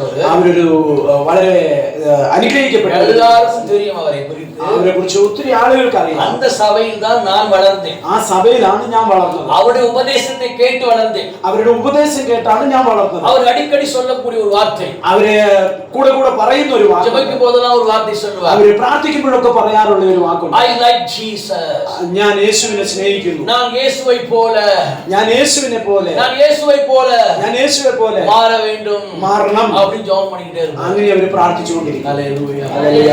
நீங்க யாராவது ஜெபம் பண்ணுங்க. നിങ്ങൾ ആരെങ്കിലും അങ്ങനെ പ്രാർത്ഥിക്കാറുണ്ടോ? முழங்கால் போடணும் என்ன பண்ணுங்க? നിങ്ങൾ മുഴങ്കാല് മടക്കി എങ്ങനെയാ പ്രാർത്ഥിക്കുന്നത്? ஜோதனை ஜோதனை ஜோதனை ஜோதனை ஜோதனை ஜோதனை ஜோதனை ஜோதனை பொல்லாதாவி கட்டுற, பொல்லாதாவி கட்டுற, அசுத்தாவி கட்டுற, അശുദ്ധാവിയെ பொல்லாதாவி கட்டுற, ആവിയെ ഞാൻ കെട്ടുന്നു.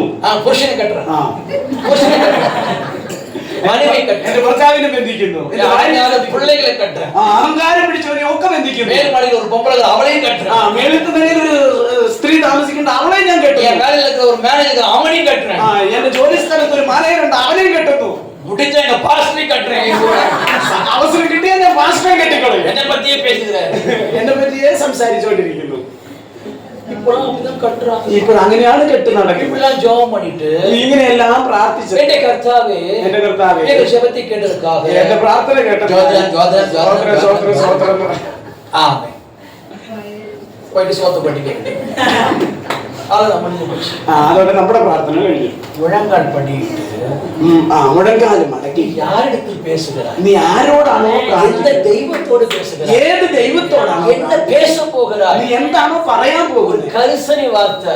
ആ, ஆண்டவரை பார்த்து, ദൈവത്തെ നോക്കി, இயேசுவே, യേശുവേ, நான் உம்மை அதிகமாய் நேசிக்கிறேன் ഞാൻ നിന്നെ അധികമായി സ്നേഹിക്കുന്നു. அப்படின்னு ஆரம்பிச்சிருக்கீங்களா ஜெபத்தை? അങ്ങനെ നിങ്ങൾ പ്രാർത്ഥന തുടങ്ങിയിട്ടുണ്ടോ? வாயை திறந்தாலே വായ തുറന്നിട്ടുണ്ടോ?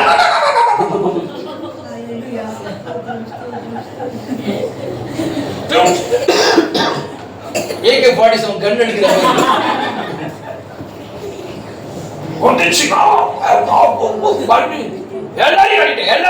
எல்லாரையும் கட்டிட்டேன். ஆண்டவர் சொல்லுவாரு, ദൈവം പറയുന്നു, முதல்ல உன்னை கட்டணும். நீதான் அடங்க மாட்ட. உன்னால சபைக்கு பிரச்சனை, வீட்டுக்கும் பிரச்சனை. அதனால நான் முன்ன முதல்ல கட்டணும். നിന്നെയാണ് ആദ്യം കെട്ടേണ്ടത്. നിന്നെ കൊണ്ടാണ് സഭയ്ക്ക് പ്രശ്നം, വീട്ടിൽ പ്രശ്നം. അതുകൊണ്ട് നിന്നെ ആദ്യം കെട്ടണം. அப்படி அல்ல. അങ്ങനെയല്ല. ஜெபம் என்றால் ஏதோ ஒரு சத்தத்தை எழுப்பி, പ്രാർത്ഥന എന്ന് പറഞ്ഞാൽ ഇത് ഒച്ചപ്പാട് ഉണ്ടാക്കുന്നതല്ല. கத்தி വലിയ ശബ്ദം ഉണ്ടാക്കി முழங்காலில் நின்று, മുഴങ്കാൽ മടക്കി, യേശുവേ, நான் உம்மை நேசிக்கிறேன் ഞാൻ അങ്ങയെ സ്നേഹിക്കുന്നു சொல்லிக்கிட்டே இருங்க. എന്ന് പ്രാർത്ഥിച്ചുകൊണ്ടിരുന്നു. அவருடைய குரலை கேட்டு. കർത്താവിന്റെ ശബ്ദം നിങ്ങൾ കേൾക്കും. ஜெபம் என்பது പ്രാർത്ഥന എന്ന് പറയുന്നത് பேச வேண்டிய இடம்தான். നിങ്ങൾ സംസാരിക്കേണ്ട സ്ഥലമോ? அதே சமயத்திலே ആ സമയം തന്നെ அவரும் பேசுகிற இடம்தான். ദൈവവും സംസാരിക്കുന്ന സ്ഥലം. அதுதான் ஜெபம். അതാണ് പ്രാർത്ഥന. நீங்கள் மட்டும் பேசிக்கொண்டு போவது ஜெபம் அல்ல. നിങ്ങൾ മാത്രം സംസാരിച്ചോണ്ട് அவர் உங்களோடு பேச வேண்டும். ദൈവവും സംസാരിക്കും. நான் இப்போ சொல்லுகிறேன், ഞാനിപ്പോ നിങ്ങളോട് പറയുന്നു, நீங்கள் மணிக்கணக்காய் பேசிவிட்டு போவதில் உங்கள் ஜீவி மாறாது. நீங்கள் மணிக்கணக்காய் ஜெபம் பண்ணுவதினால் മണിക്കൂറുകൾ പ്രാർത്ഥിച്ചു உங்கள் வாழ்க்கை மாறாது. നിങ്ങളുടെ ജീവിതം മാറത്തില്ല. ஆனால் அவர் ஒரு வார்த்தை பேசினால் ദൈവം ഒരു വാക്ക് உங்கள் வாழ்க்கையே மாறும். നിങ്ങളുടെ ജീവിതമേ മാറി. ஹல்லேலூயா, ஹல்லேலூயா. ഹല്ലേലൂയ. அற்புதமான தேவன், എത്രയോ അതിശയവാനായ ദൈവം. இயேசு இந்த பெதஸ்தா கடந்த மனிதனை பார்க்கிறார். യേശു ബെത്സൈദ കുളക്കടവിൽ കിടന്ന ആ മനുഷ്യനെ കാണുന്നു. എന്താ പറഞ്ഞതെന്നറിയാം? എന്താണ് പറഞ്ഞത്? அவனை பார்த்து என்ன சொன்னார்? അവന് உன் படுக்கையை எடுத்துக்கொண்டு சொல்லுங்க. படுக்கை தான் போட்டிருக்க. படுக்கையை எடுத்துக்கொண்டு ஏசுங்க, படுக்கையை எடுத்து போய் சொல்றாரு. നിന്റെ കിടക്ക എടുത്തുകൊണ്ട് നടക്കാന്ന് യേശു എന്താ പറഞ്ഞത്? படுக்கை போட்டு போயான்னு சொல்ல வேண்டிய. നിന്റെ കിടക്ക അവിടെ ഇട്ടിട്ട് പോടാന്ന് പറഞ്ഞാ പോരെ? படுக்கை எடுத்துக்கொண்டு போ. അവന്റെ കിടക്ക എടുത്തുകൊണ്ട് പോകാൻ എന്തിനാ? 38 வருஷமா அந்த படுக்கையை படுத்துறதான். 38 വർഷമായിട്ട് കിടക്കുന്ന ആ ബെഡ്. ஒரே கிளப்பு நாட்டம். അതിന് ഭയങ്കര നാറ്റം കാണും. அதை எடுத்துட்டு போனா അത് എടുത്തോണ്ട് പോയാ ஊர்ல இருக்கிறவன் செத்து போயிடுவான். ആരെങ്കിലും അതിന്റെ മണം അടിച്ചാൽ ചത്തു പോകും. ஒருவேளை நமக்கு தெரியும், இயேசுவுக்கு கொஞ்சம் கூட ஞானம் இல்லையா? ഒരു പക്ഷെ നമ്മൾ ചിന്തിക്കും യേശു தூக்கி விட்டு போ என்று சொல்ல അത് എടുത്ത് എറിഞ്ഞു കളഞ്ഞിട്ട് പോടാന്ന് எதுக்கு படுக்கை எடுத்து எழுந்து நடந்து എന്തിനാണ് ആ ബെഡും എടുത്തോണ്ട് പോകാൻ ஏன் പറഞ്ഞത്? அப்படி சொன்னா தெரியுமா? എന്താ അങ്ങനെ പറഞ്ഞതെന്ന് അറിയാമോ? இந்த 38 ஆண்டுகளாக இந்த பெதஸ்தா அருகிலே கடந்த இந்த மனிதன், ഈ 38 വർഷമായിട്ട് ഈ കുളക്കടവിൽ കിടന്ന മനുഷ്യൻ, அவன் நான் தான் என்பதை അവൻ ഞാനാന്നുള്ളത് எல்லாரும் அறிந்து கொள்வதற்காக എല്ലാവരും അറിയാൻ വേണ്ടി இந்த படுக்கையை ஒரு அடையாளமாக எடுத்துக்கொண்டு ஹல்லேலூயா. அவனை எடுத்துக்கொண்டு போகும்போது അവനെ എടുത്തോണ്ട് പോകും. அவனை பார்த்த யூதர்கள் எத்தனையோ பேர், അവനെ കണ്ട ഈ യഹൂദന്മാർ, இவன் பெதஸ்தாவில் படுத்திருக்கான் அல்லவா, ഇവൻ ആ കുളക്കടവിൽ കിടന്നവനാണ്. எப்படி கண்டுபிடித்தார்கள்? എങ്ങനെ ഇവൻ സത്യം? படுக்கையை எடுத்துக்கொண்டு போகும்போது എങ്ങനെ അവനെ കണ്ടുപിടിച്ചത്? அதுதான் இயேசுவை படுக்கை எடுத்துக்கொண்டு போ. അതുകൊണ്ടാണ് യേശു கையில தட்டி ஒரு அல்லேலூயா.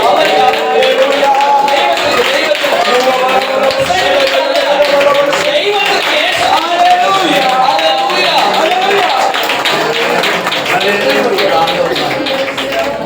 அற்புதமான ஆண்டவர். ഹല്ലേലൂയ. படுக்கையை மாற்றுகிறவர், ആമേൻ. ஜீவியத்தை மாற்றுகிறவர், நம்முடைய குணத்தை மாற்றுகிறவர். ഹല്ലേലൂയ. ஹல்லேலூயா. இந்த தேவனை நீங்கள் பற்றி ആ ദൈവത്തെ നിങ്ങൾ സ്വീകരിച്ചു. பெதஸ்தா அல்ல, ബെത്സൈദ അല്ല, இரக்கத்தின் வீடு அல்ல, കൃപയുടെ ഭവനമല്ല, இரக்கத்தின் தேவனே நமக்கு போதும். നമ്മളോട് കരുണ കാണിക്കുന്ന ദൈവം മതി നമുക്ക്. கர்த்தர் தாமே உங்களை ஆசீர்வதிப்பாராக. ദൈവം നിങ്ങളെ അനുഗ്രഹിക്കട്ടെ. ദൈവം നിങ്ങളെ അനുഗ്രഹിക്കട്ടെ. ആമേൻ. നമ്മുടെ കണ്ണുകളെ നമുക്ക് ദൈവസന്നിധിയിൽ അടയ്ക്കാം. ഹല്ലേലൂയ. അനുഗ്രഹിക്കപ്പെട്ട ദൈവവചന സന്ദേശം നമ്മുടെ ശ്രദ്ധ കർത്താവിൽ നിന്ന് മാറിപ്പോകാതെ, ഹല്ലേലൂയ, മോശ മരുഭൂമിയിൽ പിച്ചള സർപ്പത്തെ ഉയർത്തിയതുപോലെ മനുഷ്യപുത്രനെ ഉയർത്തേണ്ടതാണ്. നമുക്ക് ലഭിക്കുന്ന എല്ലാ വിടുതലുകൾക്കും, നമുക്ക് ലഭിക്കുന്ന എല്ലാ നന്മകൾക്കും നാം മഹത്വപ്പെടുത്തേണ്ട ഒരുവനുണ്ട്. അത് കർത്താവായ യേശുക്രിസ്തു. ഹല്ലേലൂയ. നാം എല്ലാവരും പ്രാർത്ഥനയോടെ ആയിരിക്കുമ്പോൾ കർത്താവിന്റെ ദാസൻ ഗോപാലൻ പാസ്റ്റർ ഇപ്പോൾ ശബ്ദം ഉയർത്തി കേൾപ്പിച്ച ദൂതിനെ ഏൽപ്പിച്ചു കൊടുത്തുകൊണ്ട് ദൈവസന്നിധി ശബ്ദം ഉയർത്തി പ്രാർത്ഥിക്കുമല്ലോ. ഹല്ലേലൂയ. സ്നേഹവാനായ ഞങ്ങളുടെ സ്വർഗീയ നല്ല പിതാവേ, ഈ മനോഹരമായ സായാഹ്ന വേളയ്ക്കായി നന്ദി. പ്രിയ കർത്താവിന്റെ ദാസൻ, പ്രിയ ദൈവമക്കളും ഒരുമിച്ച് കർത്താവേ, ദിവസത്തിന്റെ 20-ാം ദിവസം കർത്താവേ, നിന്റെ മാറ്റമില്ലാത്ത ദൈവത്തിന്റെ വചനം, കർത്താവേ, നിന്റെ ഉപദേശം, അങ്ങനെ ഇഷ്ടം അങ്ങനെ കേൾപ്പിക്കുവാനിടയായി തീർന്നതിനായി കർത്താവേ, പ്രിയ കർത്താവിന്റെ ദാസൻ ഓർക്കുന്നു, വചനം പ്രഘോഷിച്ച ദാസനെ ഓർക്കുന്നു. ഈ ഒരു അവസരം കർത്താവേ അടികൾക്ക് വേണ്ടി ഒരുക്കി തന്നതിനായി നന്ദി. ദാസനെ അയച്ചതിനായി നന്ദി കർത്താവേ. മാനിക്കുന്നതിനായി സ്തോത്രം ചെയ്യുന്നു. അടിയങ്ങൾക്ക് അത് മനസ്സിലാക്കി തരത്തക്കവണ്ണം ഭാഷ ഒരിക്കലിനായി നന്ദി പറയുന്നു കർത്താവേ. വാസ്തവമായ ദൈവകൃപ അടിയങ്ങൾ ഓരോരുത്തരോടും കർത്താവെ കൂടെ ഇരുന്നതിനായി നന്ദി പറയുന്നു കർത്താവെ. പ്രിയദാസൻ പറഞ്ഞിരിക്കുന്ന ആത്മീയ പൊരുളുകളെ തിരിച്ചറിയുവാൻ തക്കവണ്ണം ഓരോ ഹൃദയങ്ങളെ നീ തുറക്കണമേ, അന്തരംഗങ്ങളെ തുറക്കണമേ കർത്താവെ. വചനത്തിന്റെ മർമ്മങ്ങളെ സ്വർഗ്ഗം ഗ്രഹിപ്പിച്ചിരിക്കാൻ നന്ദി പറയുന്നു കർത്താവെ. ഹല്ലേലൂയ. ആ രോഗി കർത്താവെ ഹല്ലേലൂയ താന്റെ അവസ്ഥകളെ കുറിച്ച് വളരെ വ്യക്തമായി സംസാരിച്ചു. താൻ ആ വെള്ളം കലങ്ങുന്നതും ആ ദൂതൻ ഇറങ്ങുന്നതും തന്നെ സഹായിപ്പാൻ ആരുമില്ലാത്ത അവസ്ഥകളെ കണ്ടുകൊണ്ട് ഇരിക്കുമ്പോൾ കർത്താവ് യഥാർത്ഥമായ സൗഖ്യദായകനായ ദൈവം അതിന്റെ അടുക്കലേക്ക് വന്നത് കാണുവാൻ കർത്താവെ കഴിയാതെ പോയതുപോലെ പലപ്പോഴും അടിയങ്ങളുടെ ജീവിതത്തിൽ യഥാർത്ഥമായ സത്യത്തെ തിരിച്ചറിയുവാൻ കഴിയാതെ വണ്ണം പലപ്പോഴും അടിയങ്ങളും തേങ്ങുന്ന അവസ്ഥ, നിരാശപ്പെടുന്ന അവസ്ഥകൾ, അറിയുന്ന അവസ്ഥകൾ, ദുഃഖിക്കുന്ന അവസ്ഥകൾ എല്ലാം നീ രാത്രിയാമത്തെ ഉണർത്തിച്ചതിനായി നന്ദി പറയുന്ന കർത്താവെ. അനേകർ എണ്ണയിൽ ആശ്രയിക്കുമ്പോൾ താൻ ഒട്ടിച്ചു തന്ന പേനയില്, അനേകർ തവലുകളില്, അനേകർ മറ്റു മനുഷ്യന്മാരിൽ ആശ്രയിക്കുമ്പോൾ എന്നാൽ അതൊന്നുമല്ല യഥാർത്ഥമെന്ന്. യഥാർത്ഥമെന്റെ ദൈവം മാത്രമാണ്. ആ കർത്താവിന്റെ മുഖത്തേക്ക് നോക്കി ജീവിപ്പാൻ ഈ രാത്രിയാമത്തിൽ കർത്താവ് വചനം കേട്ട ഓരോരുത്തരെയും ഒരുക്കുന്നതിനായി നന്ദി പറഞ്ഞു കർത്താവേ. മാറ്റമില്ലാത്ത ദൈവത്തിന്റെ സ്നേഹം അതിവാത്സല്യത്തോടെ അടിയങ്ങളെ ഇന്നും എന്നും ഇനിയും സ്നേഹിക്കുന്നതിനായി നന്ദി പറഞ്ഞു കർത്താവ്. കഴിഞ്ഞ ദിനങ്ങളൊക്കെ നീ ജീവിച്ചതിനായി സ്തോത്രം, പരിപാലിച്ചതിനായി നന്ദി പറയുന്നു. തുടർന്നും കർത്താവെ ഓരോരുത്തരും അതില്യാവസരത്തിനായി പിരിയുമ്പോൾ ദൈവകൃപ വ്യാപരിക്കണമേ. രാത്രിയാമത്തില് സുഖമായി ഉറങ്ങുവാൻ കർത്താവെ പ്രഭാതത്തിൽ എഴുന്നേൽക്ക് ദൈവത്തെ ആരാധിപ്പാൻ സ്തുതിക്കുവാൻ ദൈവാത്മാവ് സഹായിക്കുന്നതിനായി നന്ദി പറഞ്ഞു കർത്താവെ. ഇതുവരെ കൂടിയിരുന്നല്ലോ, അതിലൂടെ നീ നയിക്കുന്നതിനായി സ്തോത്രം ചെയ്യുന്നു. പ്രാർത്ഥന കേട്ട ദൈവത്തിന് നന്ദി. യേശുവിൻ നാമത്തിൽ പ്രാർത്ഥന കേൾക്കണം സ്വർഗ്ഗസ്ഥ നല്ല പിതാവേ. നമ്മുടെ കരങ്ങളിലേക്ക് നമുക്ക് സ്തോത്രം ചെയ്യാം. കർത്താവ് നമ്മെ അനുഗ്രഹിക്കട്ടെ. നാളെ രാവിലെ 8 മണിയാകും. അത്യാവശ്യം നാളെ നമ്മുടെ ഉപവാസ പ്രാർത്ഥന തീരുന്ന ദിവസമാണ്. സഭായോഗത്തോടു കൂടി അത്യാവശ്യം ഇവിടെ നിൽക്കേണ്ടവർ മാത്രമേ നിൽക്കാവുള്ളൂ, അല്ലാത്തവർ സ്നാനത്തിന് വരണം. നാളെ പ്രാർത്ഥന തീരുവായതുകൊണ്ട് ഫുഡ് കാര്യങ്ങൾ ചെയ്യേണ്ട ചില പ്രിയപ്പെട്ടവരുണ്ട്. അതുമായിട്ട് ബന്ധപ്പെട്ടവർ മാത്രം നിൽക്കുക, അല്ലാത്തവർ നിർബന്ധമായും സ്നാനം എന്ന് പറയുന്നത് സ്വർഗം സന്തോഷിക്കുന്ന ഒരു ശുശ്രൂഷയാണ്. അതുകൊണ്ട് ആവോളം പേര് അതിന് വരണം. രാവിലെ 8 മണിയാകുമ്പോൾ നിങ്ങൾ ഇവിടെ എത്തണം. കർത്താവ് നമ്മെ അനുഗ്രഹിക്കട്ടെ. 8 മണിക്ക് പോയി മടങ്ങി വന്ന് 9:00 പതിവ് പോലെ നമ്മുടെ സഭായോഗം ഇവിടെ ആരംഭിക്കും. സ്തോത്രം. കർത്താവിന്റെ ദാസൻ സജി പാസ്റ്റർ നാളെ പകലുണ്ടാകും. നാളെ നമ്മുടെ സ്റ്റീഫൻ പാസ്റ്റർ നമ്മോടൊപ്പം ഉണ്ടാകും. ഏറെ ഒരുക്കത്തോടെ നമുക്ക് കടന്നു വരാം. കർത്താവ് നമ്മെ അനുഗ്രഹിക്കട്ടെ. അത്യാവശ്യം ഇല്ലാത്തവർ 9:30 ആകുമ്പോൾ വരാൻ നിൽക്കരുത്. അത്യാവശ്യ കാര്യങ്ങൾ നിങ്ങൾക്കൊന്നും ഇല്ലെങ്കിൽ നിങ്ങൾ എല്ലാവരും തന്നെ ആവോളം വരണം. വാഹനത്തിന്റെ കാര്യം നമുക്ക് ഇവിടെ ക്രമീകരിക്കാം. കർത്താവ് നമ്മെ അനുഗ്രഹിക്കട്ടെ.